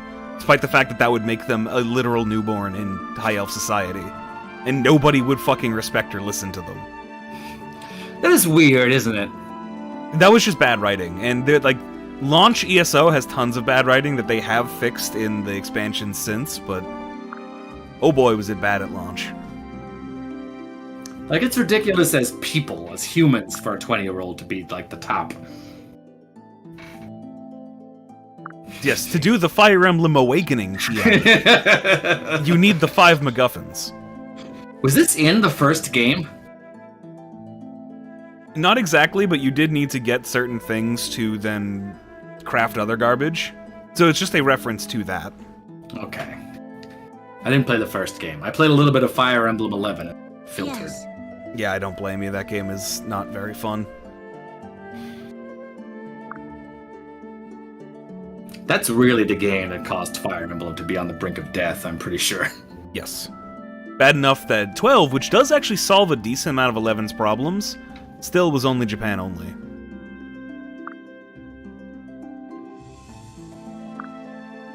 Yes, the MacGuffins have been scattered, and one was given to each of the major, like, government powers of the world, and Tiki kept one. Hey, that's just like Fire Emblem 8. Right. Yeah, you might say it's a reference.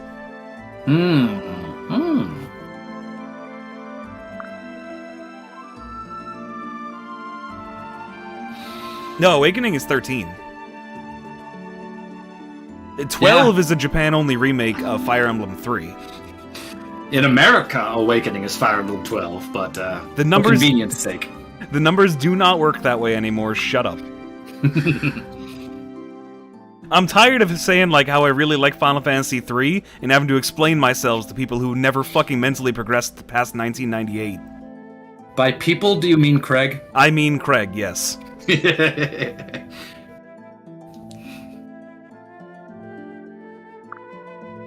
All right.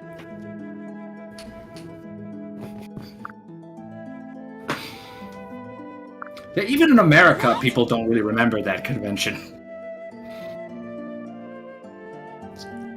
No, but you still get, like, a decent amount of, like, the VR types who refuse to let go. Like, the ones who still insist on calling Dragon Quest Dragon Warrior. Was that a thing? Yes. The first few Dragon Quest games that were released in the States, like, 3 to 7, were all called Dragon Warrior, because Dragon Quest was copyrighted by somebody else. Oh, okay. That's okay. That's an understandable reason. I was gonna say if they just changed that because they thought Dragon Quest wouldn't sell, then I wouldn't get it.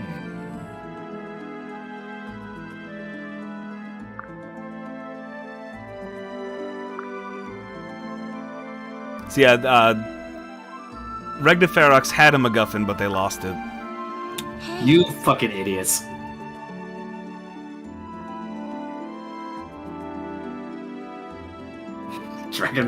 Warrior sounds like an American show of Chinese people going through obstacles. It does, yes. They brought over Ninja Warrior and they decided to call it Dragon Warrior. Although I did actually play Dragon Warrior 3 on the GBA, or on the Game Boy Color. One, because the name was cool, and two, because the guy on the front looked like Goku. I mean, surprise, surprise.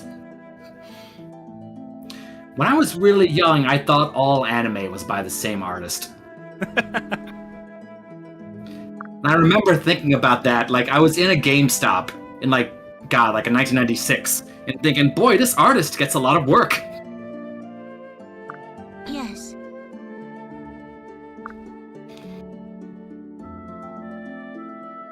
See, Grima's coming back to life because it's not sealed anymore. Who could have thunk it?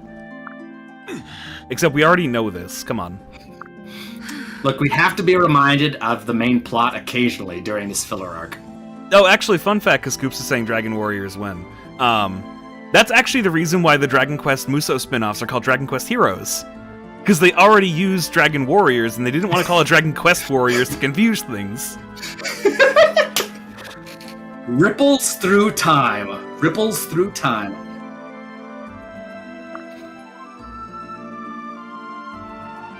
That's amazing. But yeah, no, the original copyright for Dragon Quest was some, like, shitty fucking PC game that would just so happen to be called Dragon Quest.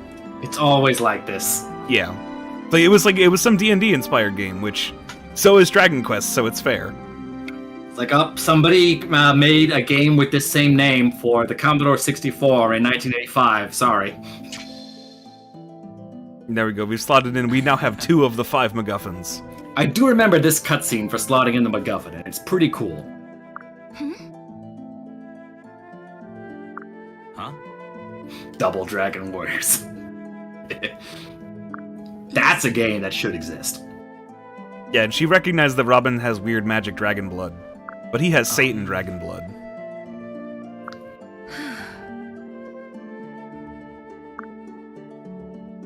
And she doesn't want to say it out loud because it's probably a bad idea.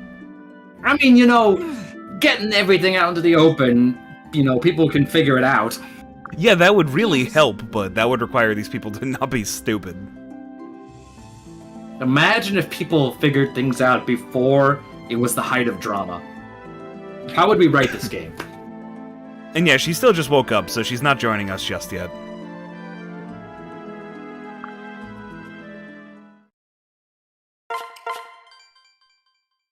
Does she call Marth Marmar in the Japanese?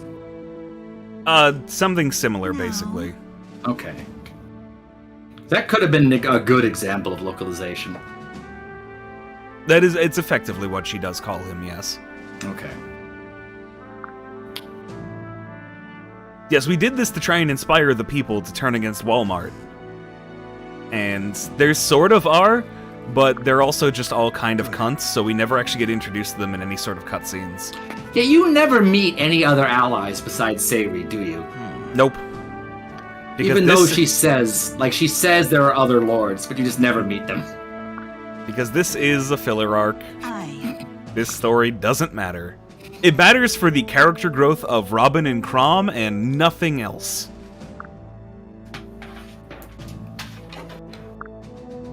That was probably my biggest reason for not liking this game. While I get that, I also do really like Robin and Crom as characters, so I was okay with it. How would I have changed this arc? For one, longer. Like, it's over in, 6 chapters if I didn't fuck around doing side stuff. More actual focus on other people in this region aside from just Sayri and her brother. Honestly, the chapter where... Not the chapter where they invade, it doesn't make sense. The chapter where you land on their shore, the one where you rescue Sayri, I would have that map be bigger and have Walhart on that map somewhere as a unit you can't fucking kill. Like how in Path of Radiance, there's one chapter like 8 or 9. There like 5 turns into the map, the Black Knight comes out of one of the houses. And she's like, guess what, bitch? Endgame boss with endgame stats is here. Have fun. That's the cool shit. Everybody always remembers when that happens. Especially because when you don't see it coming, Z-Hark usually dies. Every single fucking time I've done that map without planning ahead and counting turns, the turn the Black Knight shows up, he is Ike is right next to the door. He has spawned in next to Ike like 6 times on me. Yeah, those maps are not too complicated. It's not too difficult to predict where the player is going to be at a certain point.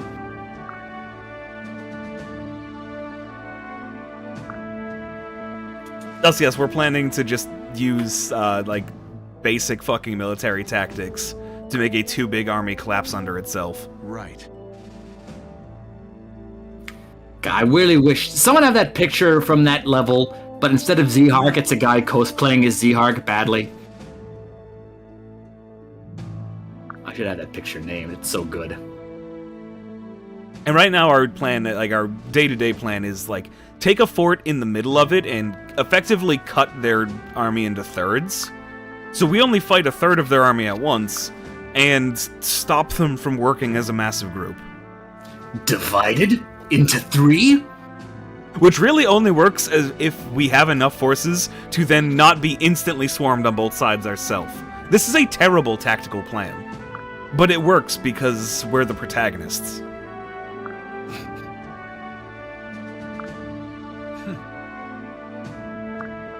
Right.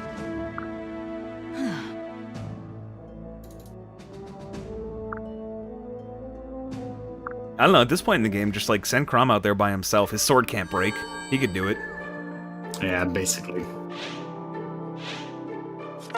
Ooh, more Jews. Let's see what they got. Nothing I want. Those aren't all that valuable. Usually I'll take, like, stat ups from them, but nothing else really matters.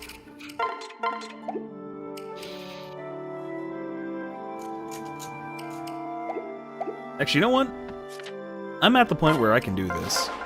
What can I fix you with? Get some money. And Morgan here has a 10 use left 11 sword. It's probably a waste to do this to this, but like I can get infinite money. I just haven't yet because I'm lazy. So forging weapons is the thing. You can rename the weapon. I'm not going to because I'm lazy. You have like 8 things to increase that cost money. So I'm gonna make this really good. Let's just crank up the might there and a crit for the rest. And sure, this just cost me most of my gold. But Morgan now effectively has an unbreakable sword that is 1-2 range and ridiculously strong. Top tier.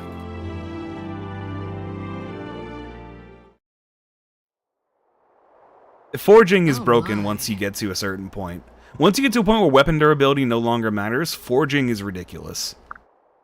All right. A bunch of people all crammed in like sardines. Have we tried fire? We already did that. You can't do that again. No, right. You know what would work better? What if we just lob some diseased corpses in there? No, that's not a strategy good guys can use. That's too European for this game. Alright, what if we send a small elite force in to just murk their commander and then claim we won? Beautiful. Write it. Alright, we're gonna do that for the next 6 chapters. This was part of the end plot for Super Robot Wars OG1. And then in Super Robot Wars OG2, they bring up the fact the regular people who aren't part of the Super Elite Strike Force are bitter that they had to fight and die while the Strike Force got all the credit. Yeah, Fire Emblem isn't nuanced enough to touch on story elements like that. Especially Awakening. Because that really is, like, you're supposed to be leading a massive army, and you never lead a massive army. It's always just, like, mostly Basilio leads the army, and you're the elite strike force with a priority target. Yeah, with Fire Emblem, everybody has to have their special backstory, which doesn't really work with having a massive army, where presumably a bunch of people have a bunch of generic backstories. Which, like, they tried to work that into gameplay for Three Houses with battalions, but it doesn't do as much as I would like. Yeah, it still needs some work. It's like, I see that, and I just want Dynasty Warriors out of that. Well, sure. Which they sort of gave me.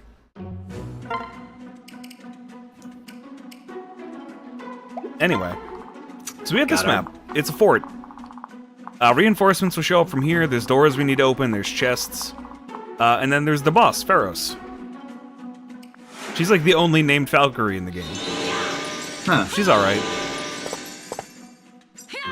She's hot, but her entire character is that she wants to fuck Walmart. Wait, so she's just Selena from Fire Emblem 8. Yes, but she doesn't have a bolting tome. I guess that's for the best. Yes, it is. Anyway, I need to open these chests. Specifically, this one, I think, because it has boots in it. So, I need to split my army into 2 units, effectively, on either side. Yeah, because I usually just ignore this middle area. Is Valkyrie a boss exclusive class? No, there's just never a guaranteed one. It's the like intended promotion for Maribel. It's just an upgraded Troubadour, basically. Actually, Lissa, here's Valkyrie right now. Because the level 15 skill from Valkyrie is really good. It's dual support.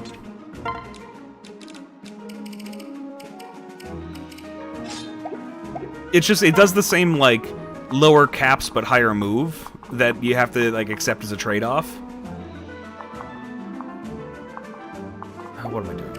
Skills, that's what I need. Because I have 2 units that are part of this army who have lockpick. So Morgan, you don't need Acrobat for this map. You get Lock Touch instead. So Morgan and Anna need to be on opposite sides of the army. Wow, this looks like a big map. It's a decently sized map for this game. But it's still, like, if you want big maps, go play fucking 12. Or if you want, like, fucking reasonably big maps, go play 4. Yeah, I was expecting you to say 4. Tried playing 4 and I stopped at the first stage. Yeah, I don't blame you. I really should play it though. Oh, by the way, an hour has passed. Oh, so it has. Where the fuck is Robin? There you are. One more titty picture for today. And this is why I wanted to leave it for right now.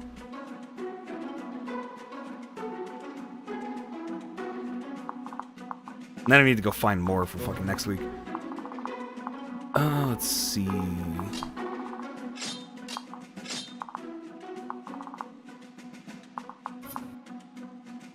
It doesn't always have to be about Amogus, people.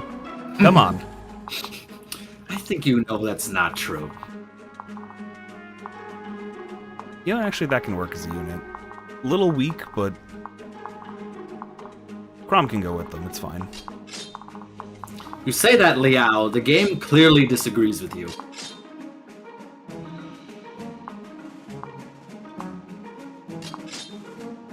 I don't think Naui looks any older in the future universe. That's Tiki. Right, but he's saying the only dragon mature enough to fuck. Oh, well, don't be a coward. Oh, we got more supports, but,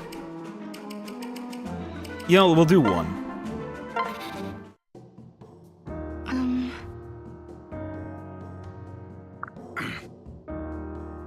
I'm so sorry. And if we have time, we'll do the other 2 after this mission's over. What? Huh? So yeah, that blue butterfly mask she was wearing when she came from the future, it was from Jerome. Very well. Did it, though? She did need to cover her eye. That would have ruined everything if, like, people could see her face and see she had the brand of the Exalt. I don't know, I feel like that would have just given her credibility. It would have made things more complicated than she was planning to, because she wanted to, like, do everything as secretive and hands-off as possible. Basically, she was a coward. Yes.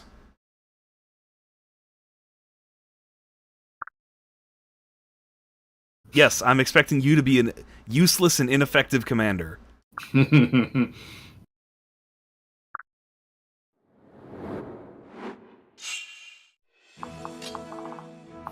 Oh, fuck, that is annoying. He can't reach.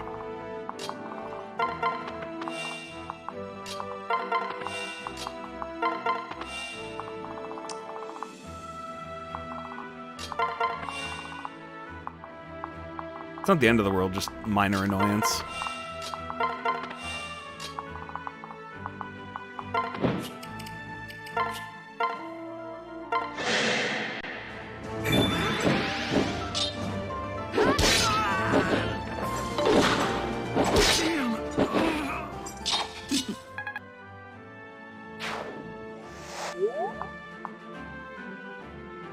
Yeah, that's the other good plan to do if it's an impregnable fortress, like, oh yeah? Like, nobody's coming in? What if I just build my own, like, walls around your walls so you can't get out? It's the Julius Caesar plan. Checkmate, atheists.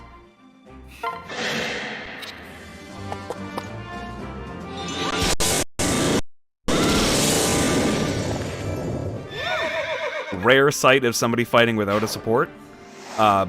It'll basically never happen again. The final moment.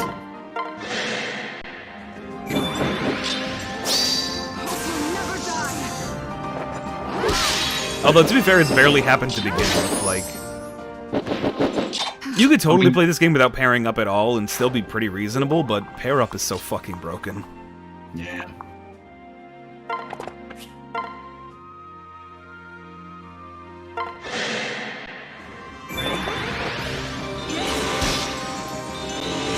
He shouldn't be wasting his left sword on that, that's a mistake. Over here. You get a discount.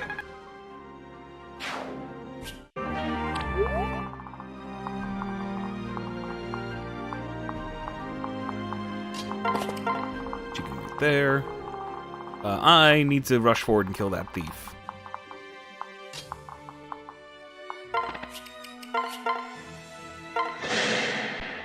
You ready?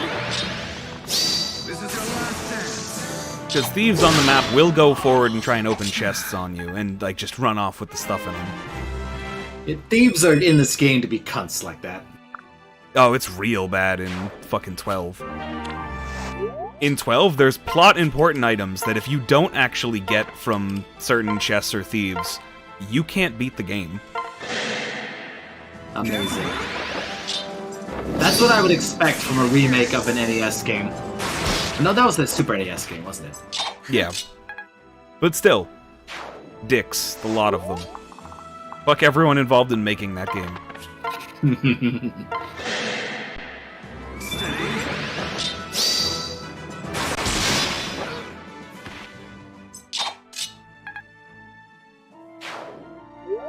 So Morgan just moves forward and everything will kill her, like, themselves on her for the rest of the map. Let's just deal with you. Yeah, sure.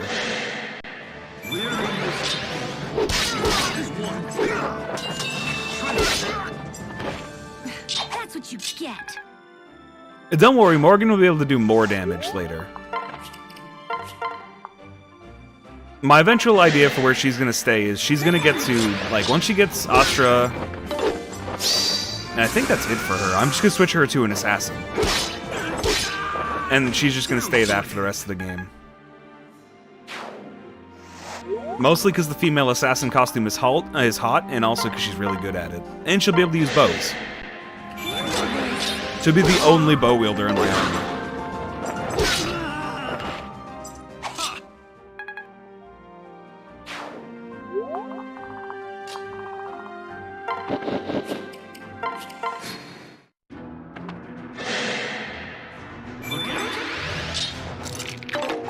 No, there are stairs all over this map. Eventually, reinforcements will come up through them. And from what I remember, the reinforcements are actually a little difficult. But it's a kill boss map, so they don't matter.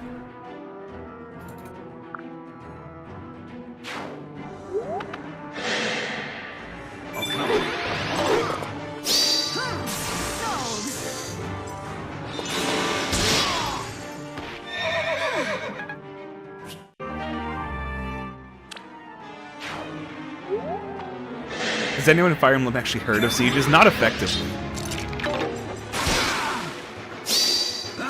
Because everything in Fire Emblem games is down to, like, infantry skirmishes, basically, so, Just as planned. like, Yeah. any sort of bigger or different kind of battle just can't happen. Time to even the odds.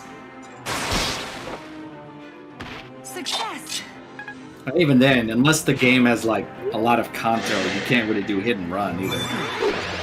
Yeah, and then it's, like, then we're just back to Fire Emblem 4.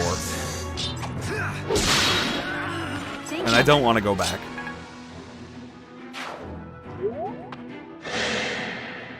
We can do it. Predictable. Move. Thanks.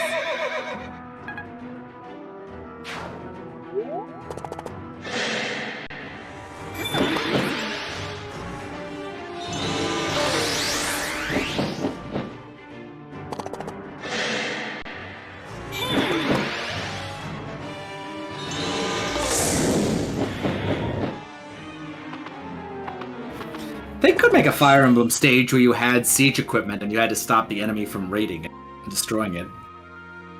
Yeah, stuff like that could work. It's, like, they usually just do defend-style maps instead. The only game that was really experimental like that with victory conditions was Fire Emblem 11. Not 11, 10, Radiant Dawn.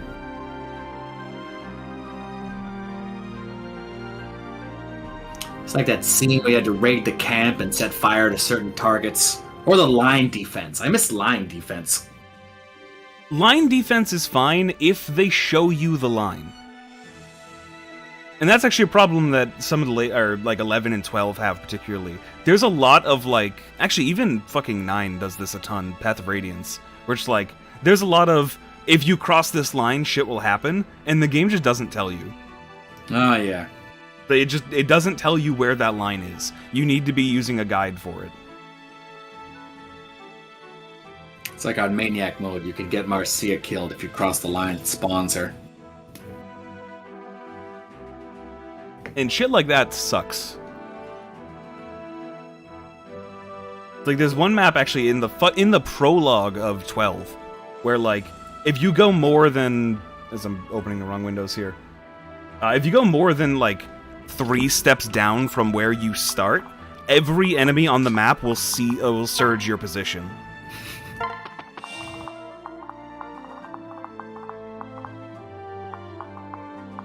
Let's see.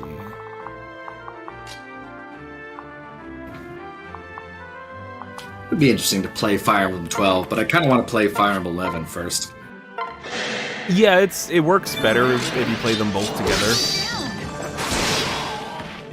Especially so you can see the improvements from 11 to 12.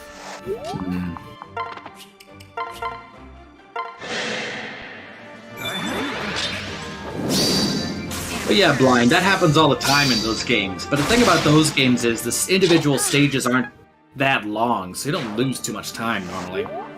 Yeah, if you fuck up like that, it doesn't actually matter in the grand scheme of things. But yeah, that's another thing. Plus, the stages don't carry over as much as they do in Fire Emblem. Yeah, there's not a lot of consequence.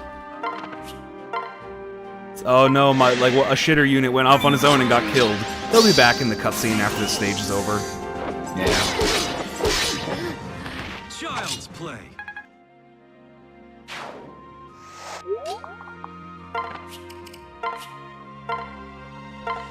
Sorry, Negro, no can do.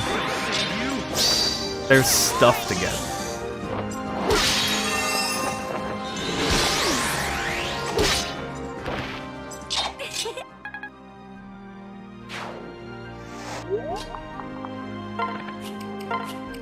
So yeah, I could just run by, but, like, this chest got boots in it. 2 move is fucking valuable. Boots is really good. No way around it. I keep forgetting to switch Robin off the Leathern Sword. Ready to get gouged?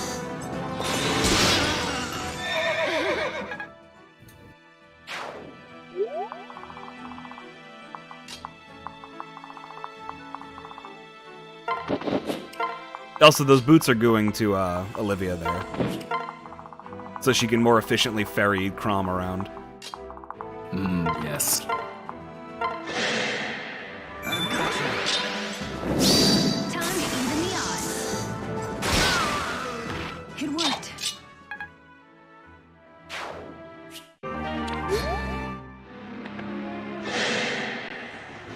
Okay.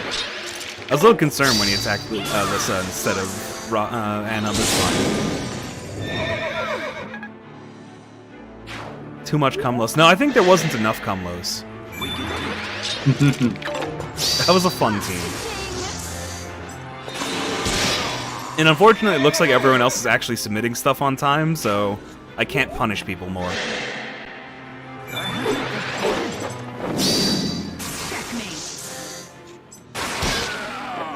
Oh, Scoops, because you missed this yesterday during fucking bullshit. The Kalos team, which is, fucking, Zilliana's, he didn't submit aesthetics. Because he's dumb. Success. And then, so Detroit gave me an idea. He gave me a model that was just, Muck holding a bottle of milk. And said, make that all the models. So I did that, and then I took it a step further by renaming all of the players to their that player's name, but with cum in it. Beautiful. So Kalos became Cumlos. Hope will never die. Good.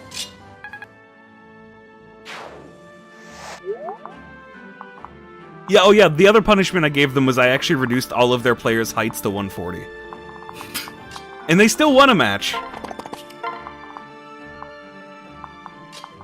They beat Jet Set Radio.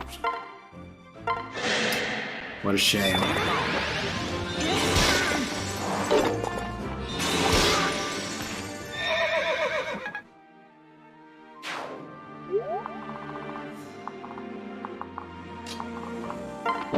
Alright, Donald, you can just sit there. Stop reinforcements.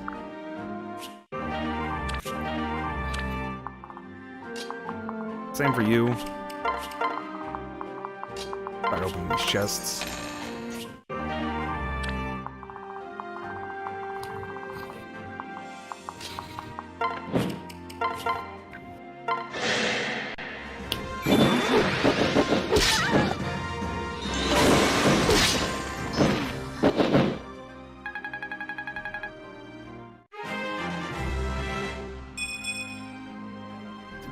It's a start. Is it? It's a bad start, Jerome. This is why you're a taxi. Your stats don't matter, just that you fuck Lucina and give her better stats. HP and luck might be one of the worst two stats to get. Yeah, basically. Although, like, in other Fire Emblem games, I might consider resetting for level ups if they're, like, really atrocious. Not in this one. Level ups are free in this game. Yeah, level ups just slow you down, if anything.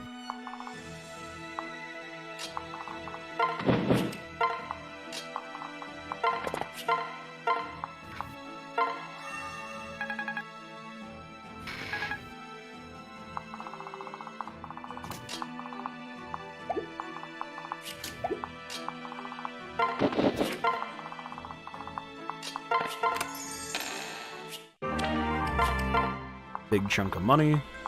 Yeah, so you don't move. Oh, yeah, she has a Fortify staff, so we can actually see her range for healing stuff. Not bad, actually. It's decent. I'll check Lissa's range on her next turn.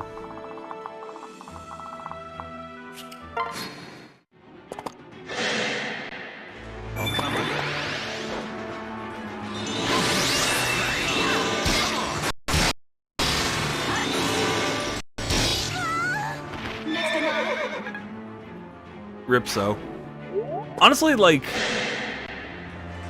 older Fire Emblem games are much better at making stats actually matter.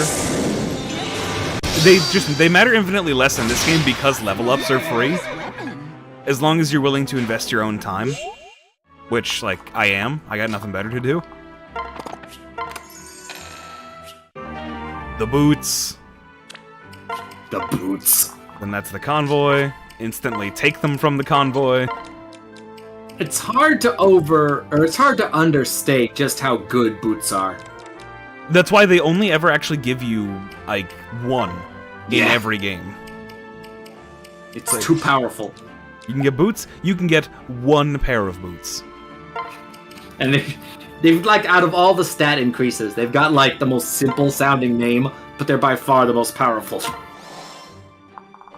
I think, you can actually technically get 2 pairs of boots in this game, but one of them needs to come from Renown Awards from having 50,000 Renown.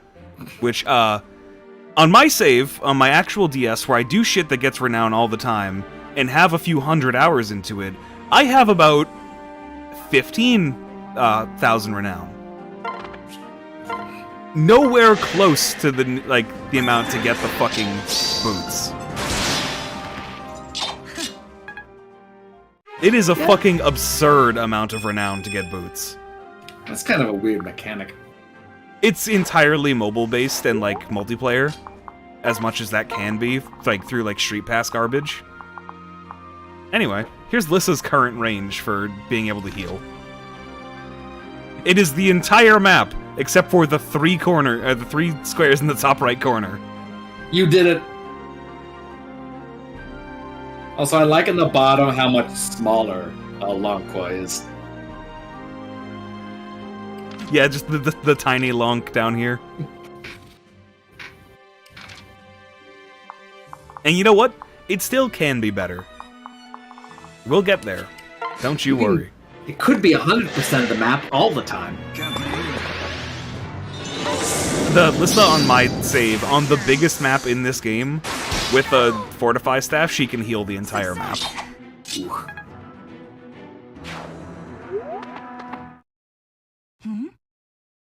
Oh, she hears movement. There could be reinforcements coming. I better finish this quickly. Also, that like, biggest map in the game is a DLC-only map, technically. But it's one that lets you deploy 30 units to fight.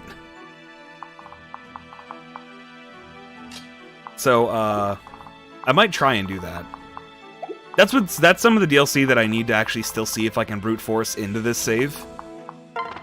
I haven't actually tried yet.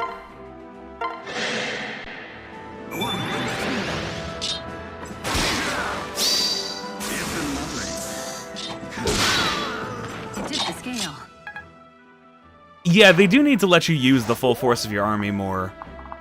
Even if it's just to flex.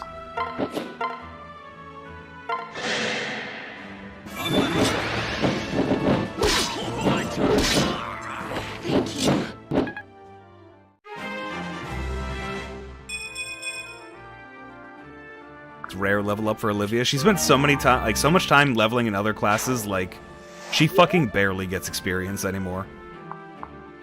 Also, she's already capped strength and speed.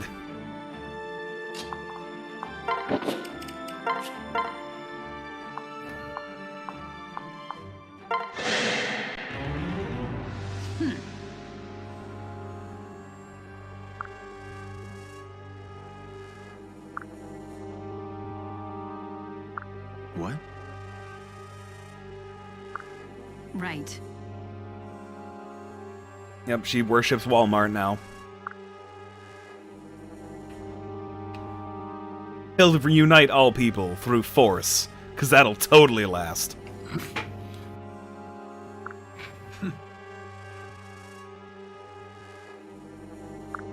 Correct. It turns out a lot of people, actually. No, yeah, because thinking doesn't factor into these.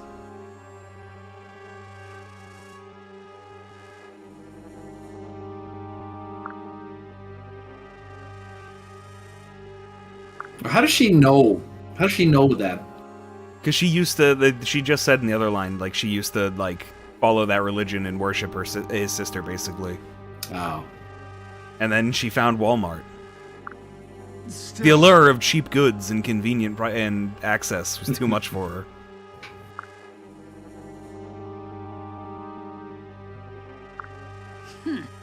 Walmart believes the whole world must learn of his peaceful ways. By force. By force.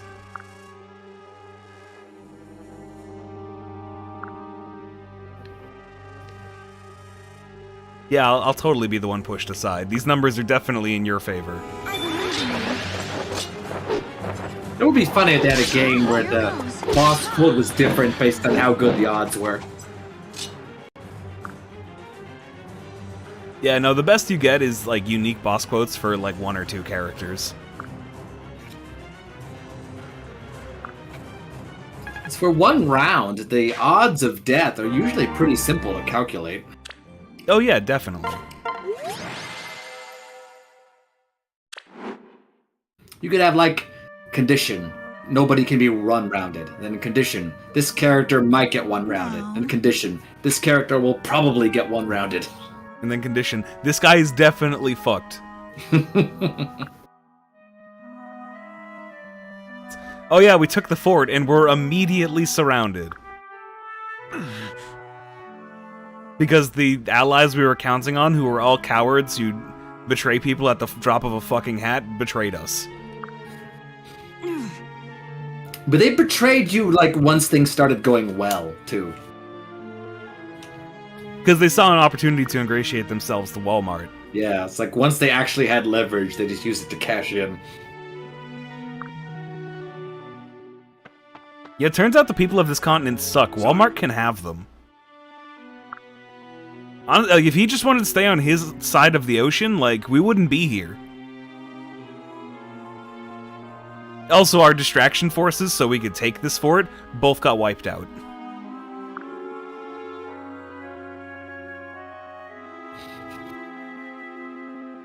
They had their betrayal on How layaway. do you mean? Our troops numbered in the hundreds of thousands. Yeah, and now they number in the singles. Have fun. Oh, great.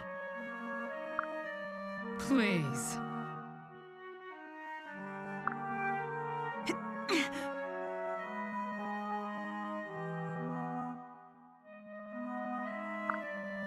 Yes, sir. Yeah, Central, but they're not expected to get completely destroyed either. Alright, so we bum rushed a stupid target and it really bit us in the ass. What should be our next plan? As we are being converged on in both sides by the enemy. Bum rush harder. I like the way you're thinking.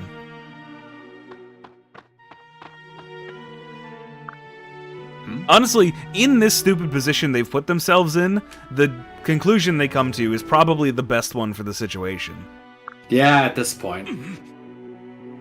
We need to leave here. We shouldn't be here when both armies get here. We should rush the weaker of the two armies.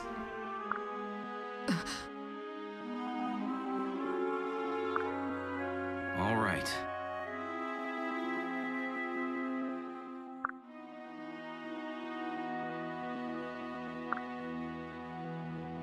Right.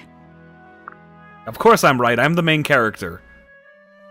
Look at my main character, red aura and lightning.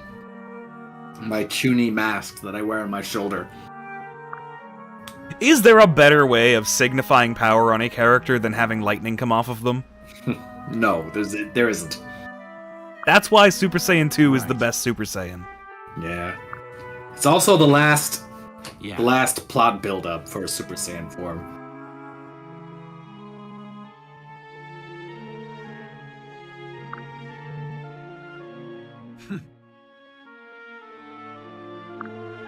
Nay.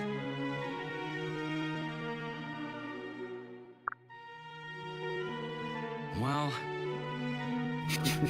We're fucked if we fight either of them. Let's fight both of them. Brilliant. Distraction armies while we take out a priority target just failed us. Let's do it again. They'll never see it coming.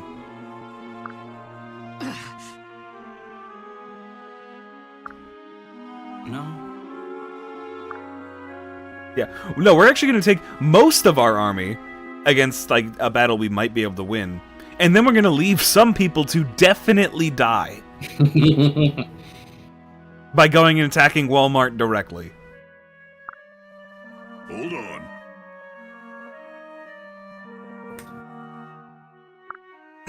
No?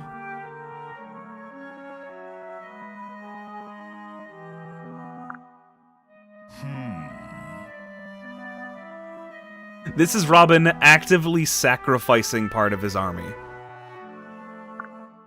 So you know what that means? Really? Virian's support worked. This is Virian's fault. All right. Also, we're gonna sacrifice Basilio, because we haven't been able to recruit him for a reason. He's too cool.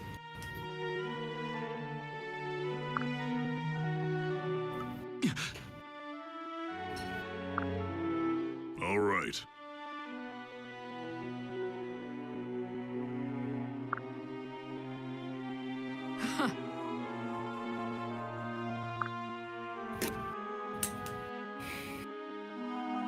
Yeah, none of us are able to think for ourselves, so we trust you, Brain Man.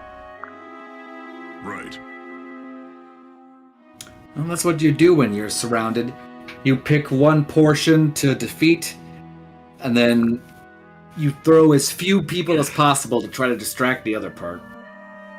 It's the whole, like, you don't need to outrun the lion, you just need to outrun your fat friend. Yeah.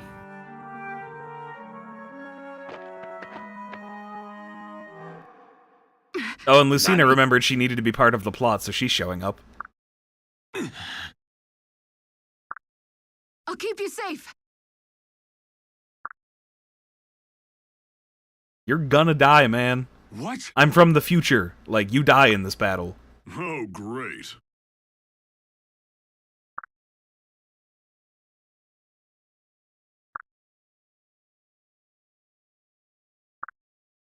Yes.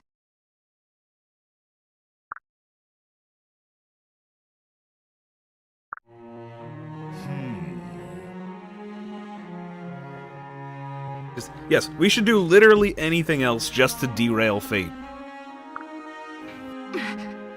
You know what? I don't blame her for this. I don't know. I mean, you could always lose to Grima harder. Yeah, like, it could just make things worse going a different way. But, like, end result is everyone died, Satan takes over, so, like, what's there to lose, really? Hmm.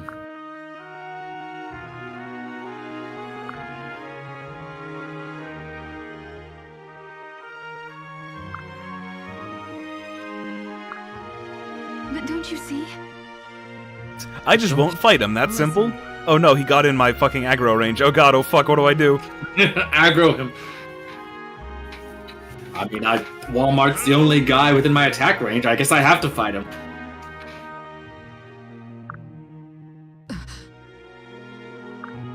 And Flavia's gonna go as well, because she has nothing better to do. I dare you to die now. Challenge accepted.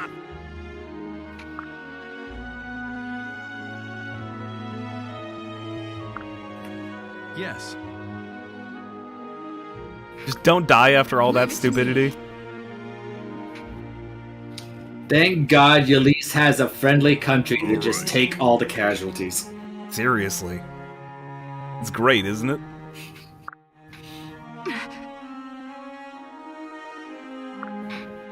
Hold on. Don't you put any stock in this destiny hogwash. I thought for a second he said, I intend to outlive all you spurgs. Not wrong.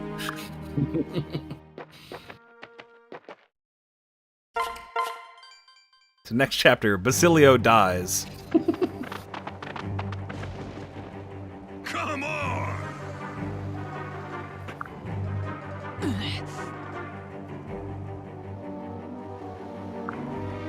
Hell no!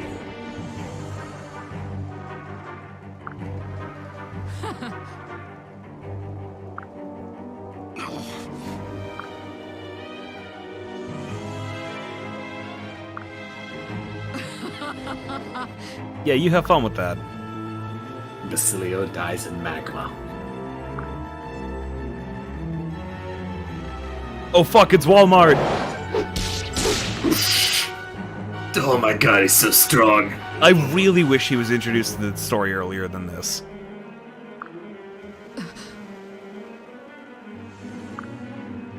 Oh no, they're being eliminated by just one man. We haven't seen fucking 6 maps of that right now, have we? Who could have seen that coming in a Fire Emblem game? One god unit is doing everything, oh no! Hey you! Are you the leader? You're in my aggro range! Ah, crap. Ah, fuck, I guess I have to do this now. I guess I better walk up to you. And you can see the stats in the screen, the top screen, like, he is fucked. Doesn't even get the hit. I kind of wish Basilio did get the hit. I feel like it would give him more, like, credence. Yeah. It would back up his garbage. Also, I would like to point out, very nitpicky, but before that battle scene started, Basilio had a steel axe in his hand. When the battle started, he had a silver axe, and now it's a silver axe. Ah, you can see the difference in the model, yeah.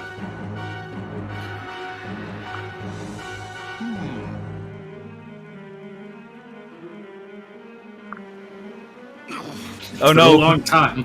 It's been Well, a long time since I didn't one round someone. He didn't one round someone, and he's horny again.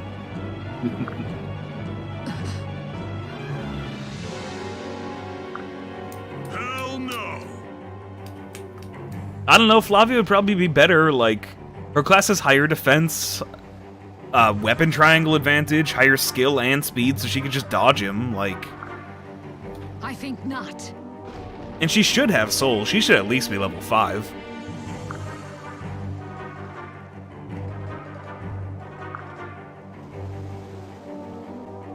Right.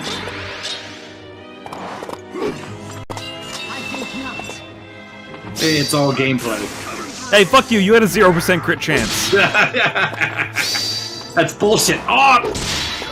2 0% crit chances. You scripted the fucking battle, you can just put 1 there. Yeah. Flavia, before I die, here's the MacGuffin that I lied about. For no reason. Right.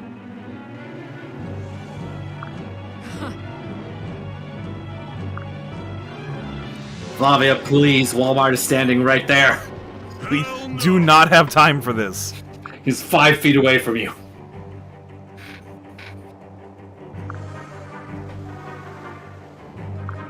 Basilio! Well, Samuel L. Jackson died. What a shame. If only he didn't step into Walmart's aggro range. Alright, well, we have about 20 minutes. That's enough time for some supports. Ooh. Hey.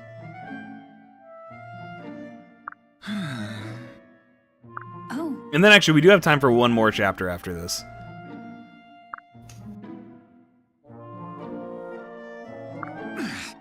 Oh, is YouTube being a fuck right now? It looks fine on my end. Did you get shot down? Hey, that's not all I do, but yes, I did get shot down. no.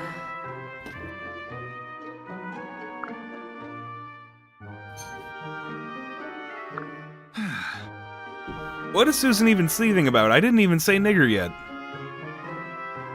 Well, there we go. God, fuck you, YouTube. I'm trying to download something, and like, I downloaded 2 videos, both the same length. One took 30 minutes, the other one is like, I'm gonna take 12 hours. Classic. Did I say nigger earlier? I definitely No. did during fucking bullshit. Oh, yeah. Okay, I don't remember it on this stream. Huh? Right.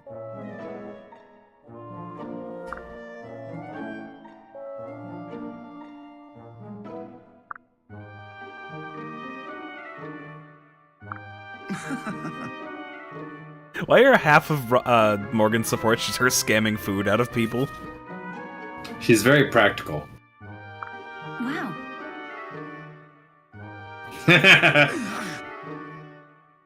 Boy, this really is sounding like Anna's daughter, isn't it? Yeah, that's why I think it works so well.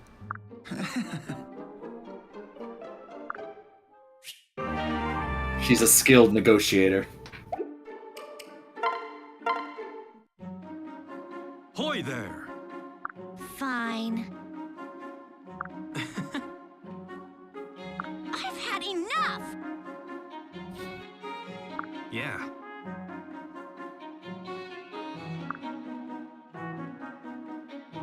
Oh no. What? Oh, yes. Down, sword hand!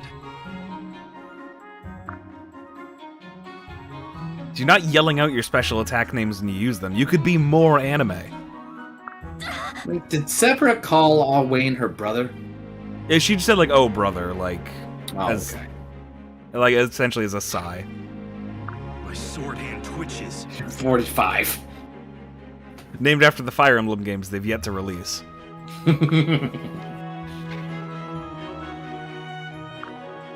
Alwayne is the prophet for Fire Emblem. Yeah.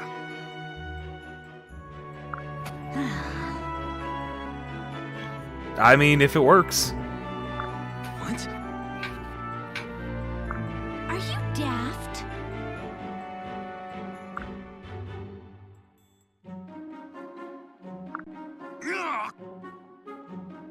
Oh, being a cunt, and then he leaves. Any complaints? Well, I mean, if anything's to go by, I'll dodge it and then stab him back.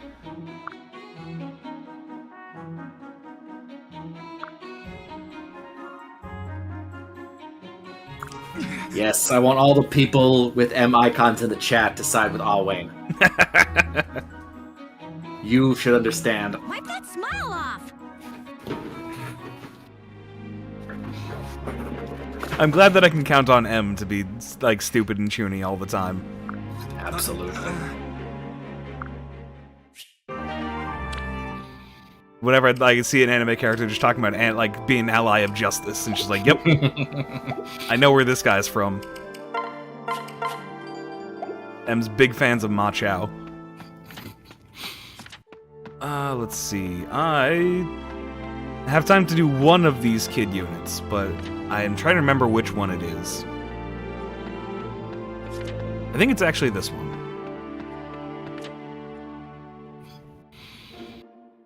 I'm gonna do those towards the end of the game, because there's late game spoilers in there.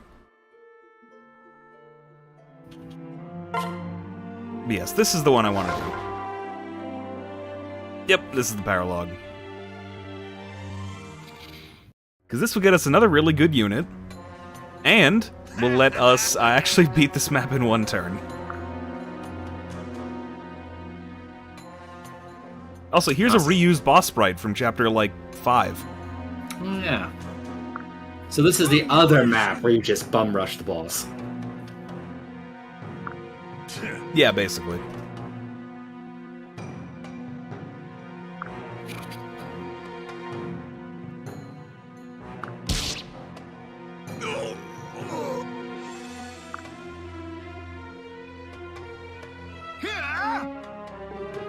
And here's the unit we'll recruit. This is Brady. Hey. He's a Japanese delinquent.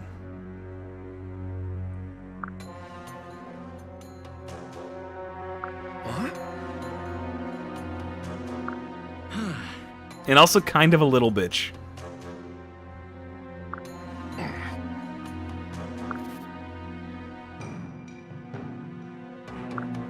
If only I could fight, but my mom was a healer, so I only grew up as a cleric.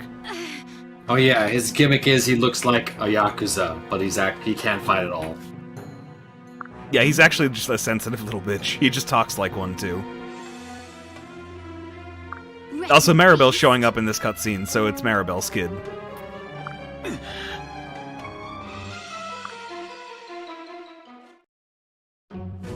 Don't get me wrong, I like Brady as a unit. He is, like, as a character, it is a specific part of him that he is a little bitch. Anyway, boss is up Yeah. here. That's part of the irony.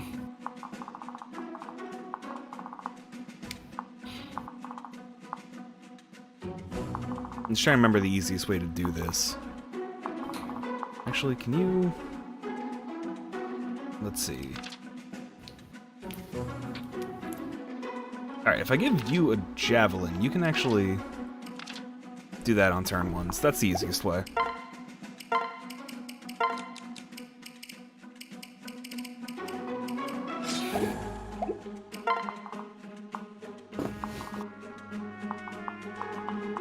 I don't think anyone actually has anything that I want on this map. But I'll do a quick check just to make sure. No, that's a forged one.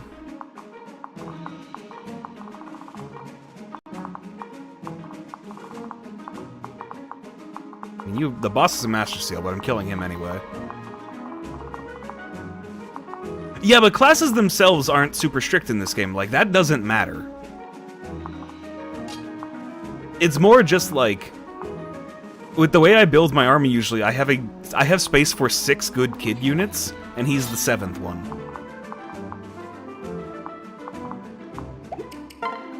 That's it. I don't need to think at all about how I'm lining up the army. But, like, there's villagers here to protect, but eh. That don't matter. Also, this is a unique thing in that, like, he just comes out and goes like, hey, that's my mom.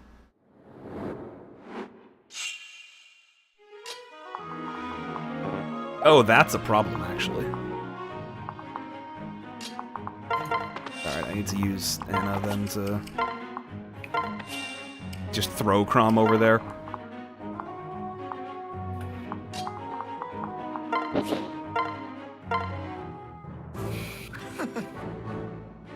Yeah, like, he's the first one, and I think one of the only ones who just comes out and straight like, oh yeah, that's my mom. Let me go deal with that. What?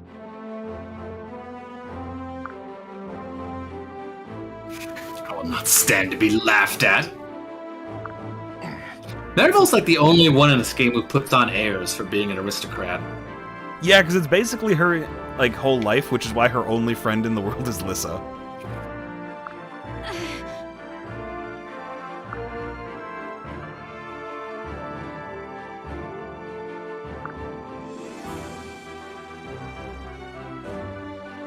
I don't know, late game, like, Lissa's good enough as a healer that I don't need a second one.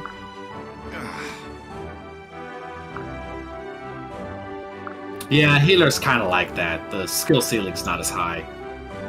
And, like, I have, if I need it, I have, like, Olivia's a Falcon Knight, Anna usually gets set back to Trickster, like, I have a couple characters who could use staves if I need them to. Also, normally the way I do this map is I pair up 2 characters with Gale Force to make their way around here, but because I've given Olivia the boots, and she has 10 move, she can get here in 1. Boots! So she can have Crom with her instead of Lucina. Boots! I didn't want to do this. And Astra, not that she needs it. This is why the boots are so important. Because, this map's already over. Nani the fuck? Don't give up. And a crit for good measure. Crits for just... Because fuck 'em. How can we make this faster? Well, we only need 1 attack animation if we quit. If we crit. 1 turn. There we go. Beautiful. Humblest thanks. No. The enemy units are still there in the background. Yeah, they don't know what to do. I insist. Krama's having this conversation right next to an enemy sword master.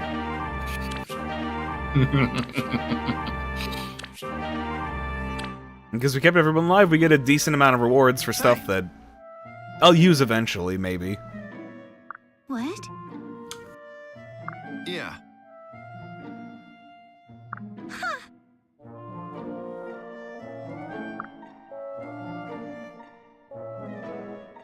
Yeah, the rewards are based on the villagers we keep alive.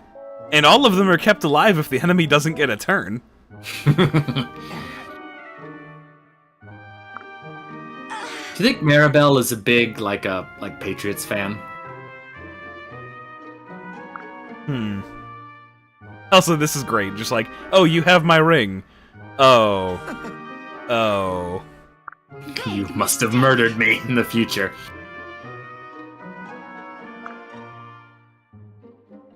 No, she just thinks he stole her ring, like the one that she's still wearing on her finger. Oh. Wretched beast. Instead of having that, like, that nice moment that Crom and Lucina have when Crom realizes what's going on, she gets that, but instead she's like, how the fuck are you a thug? What did I do wrong? She's immediately disappointed in him.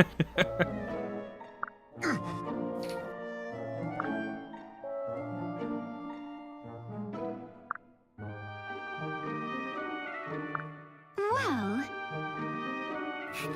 That's a good question, Yeah. actually.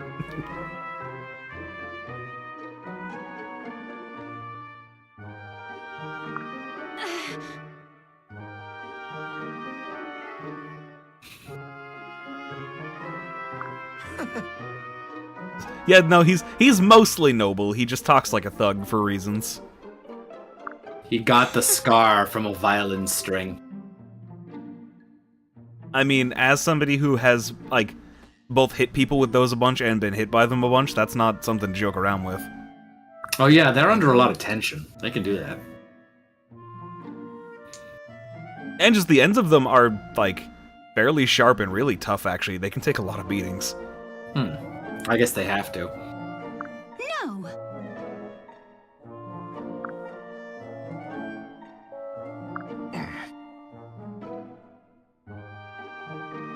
Alright, we're in baby mode. Maribel is fine if, in some of her supports, but not a ton. And I do really like Brady as a character.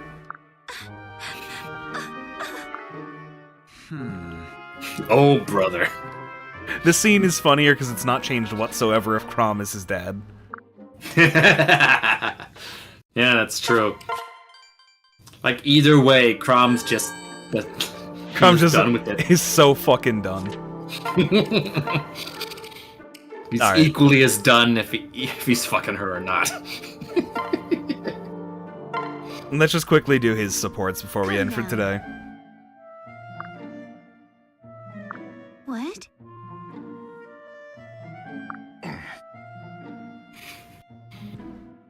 Clearly.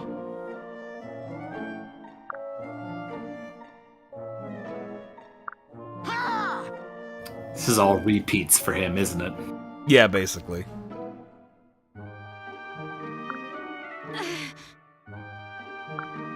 You know, Yes, that's a great way to describe war, with killing and all that malarkey. This makes me think his father should be Donald. Yeah, but do you think Maribel would ever stoop herself that low? Yeah, but where does it come from, then? huh? It's a very good question. Clearly. I mean, like, it being Brady, or it being Henry, like, you can explain anything with just that dark magic. I guess you're right. He's a weirdo. Lol XD, so random. It'd make a lot of sense if it was, like, Gaius. No. But Gaius doesn't sound rustic like Brady does. No, but, like, he is a criminal. Oh, yeah. Right, you could get a little bit of that thug aspect from him. Yeah. So sorry. You want some?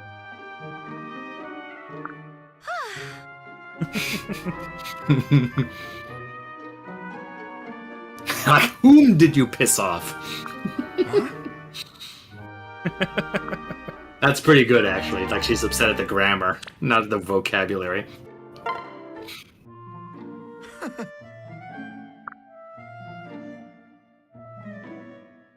Ah. What's that?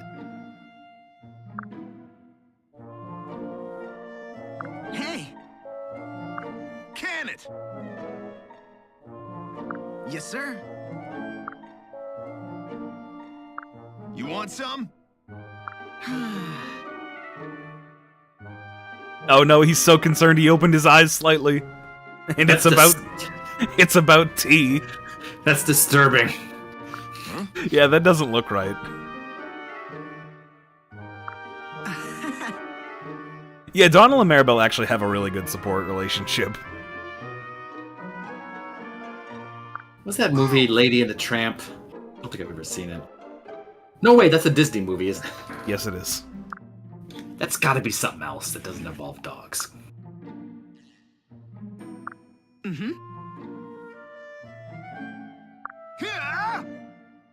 Too bad that's a waste of Donald's ability to pass down Pegasus Knight. Hmm.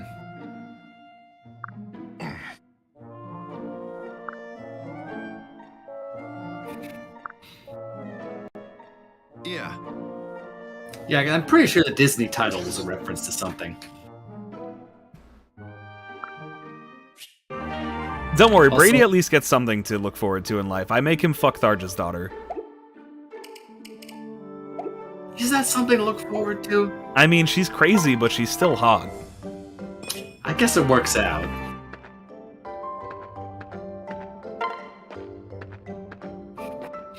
Evening, Robin. I'm not here to talk to you.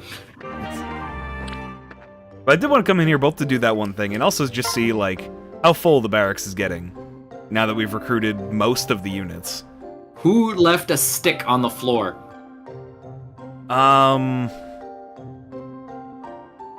There is actually a list. Hold on, give me 1 second. Of course there is. I don't remember it off the top of my head, but there is a list on who does what. It's probably on. Is it on Serena's? Yeah, I actually don't think it is. It's on the wiki, though. Oh, okay. Wait, does this community have a real wiki or does it have a random wiki? It's a fandom wiki, and then there's Serene's Forest, but that stick is from Owain. Okay. It's not a real community if you have to rely on fandom for your wiki. Yeah, that wiki's old enough that it's fine. It's been there for fucking ever. I like how full this place gets, though. Some additions are just kind of lame, like when Muriel's kid joins, he just adds a few books to the bookshelf back here. Okay. But like, Jerome, when he joins, he adds those bags of fucking wyvern feed in the background. Sayri brought the wall scroll. The candy tree is from Gaius. The bunny scroll is from Pan. Wait, the candy tree. Is that like a Gaius original invention? Yes. Okay. Wait. There's a couple of simple things, like the killing edges over here are from Lonk. I still have several questions about the candy tree, but I guess they're not getting answered. There's a vulnerary back there that I forget who added. There's Naoi's Dragonstone, and her daughter's Dragonstone will be added there once we recruit them. But there's a lot of fun stuff that gets added to the barracks. It's nice little details. Sure, why not? I always appreciate more detail. But I think on that detail, that's actually a good place to end for tonight. Sure. Now, hopefully, I don't have to do too much grinding between today and tomorrow and Thursday, because basically, unless I want to fuck around, I don't think I actually have to do grinding again for this. I might anyway, but we'll see. And I definitely don't have fucking time for it this week. I still need to get shit prepared for tomorrow. Anyway, thank you all for watching. We'll still be doing this on Thursday. Hopefully, I'll still be alive. Later, everyone. See ya.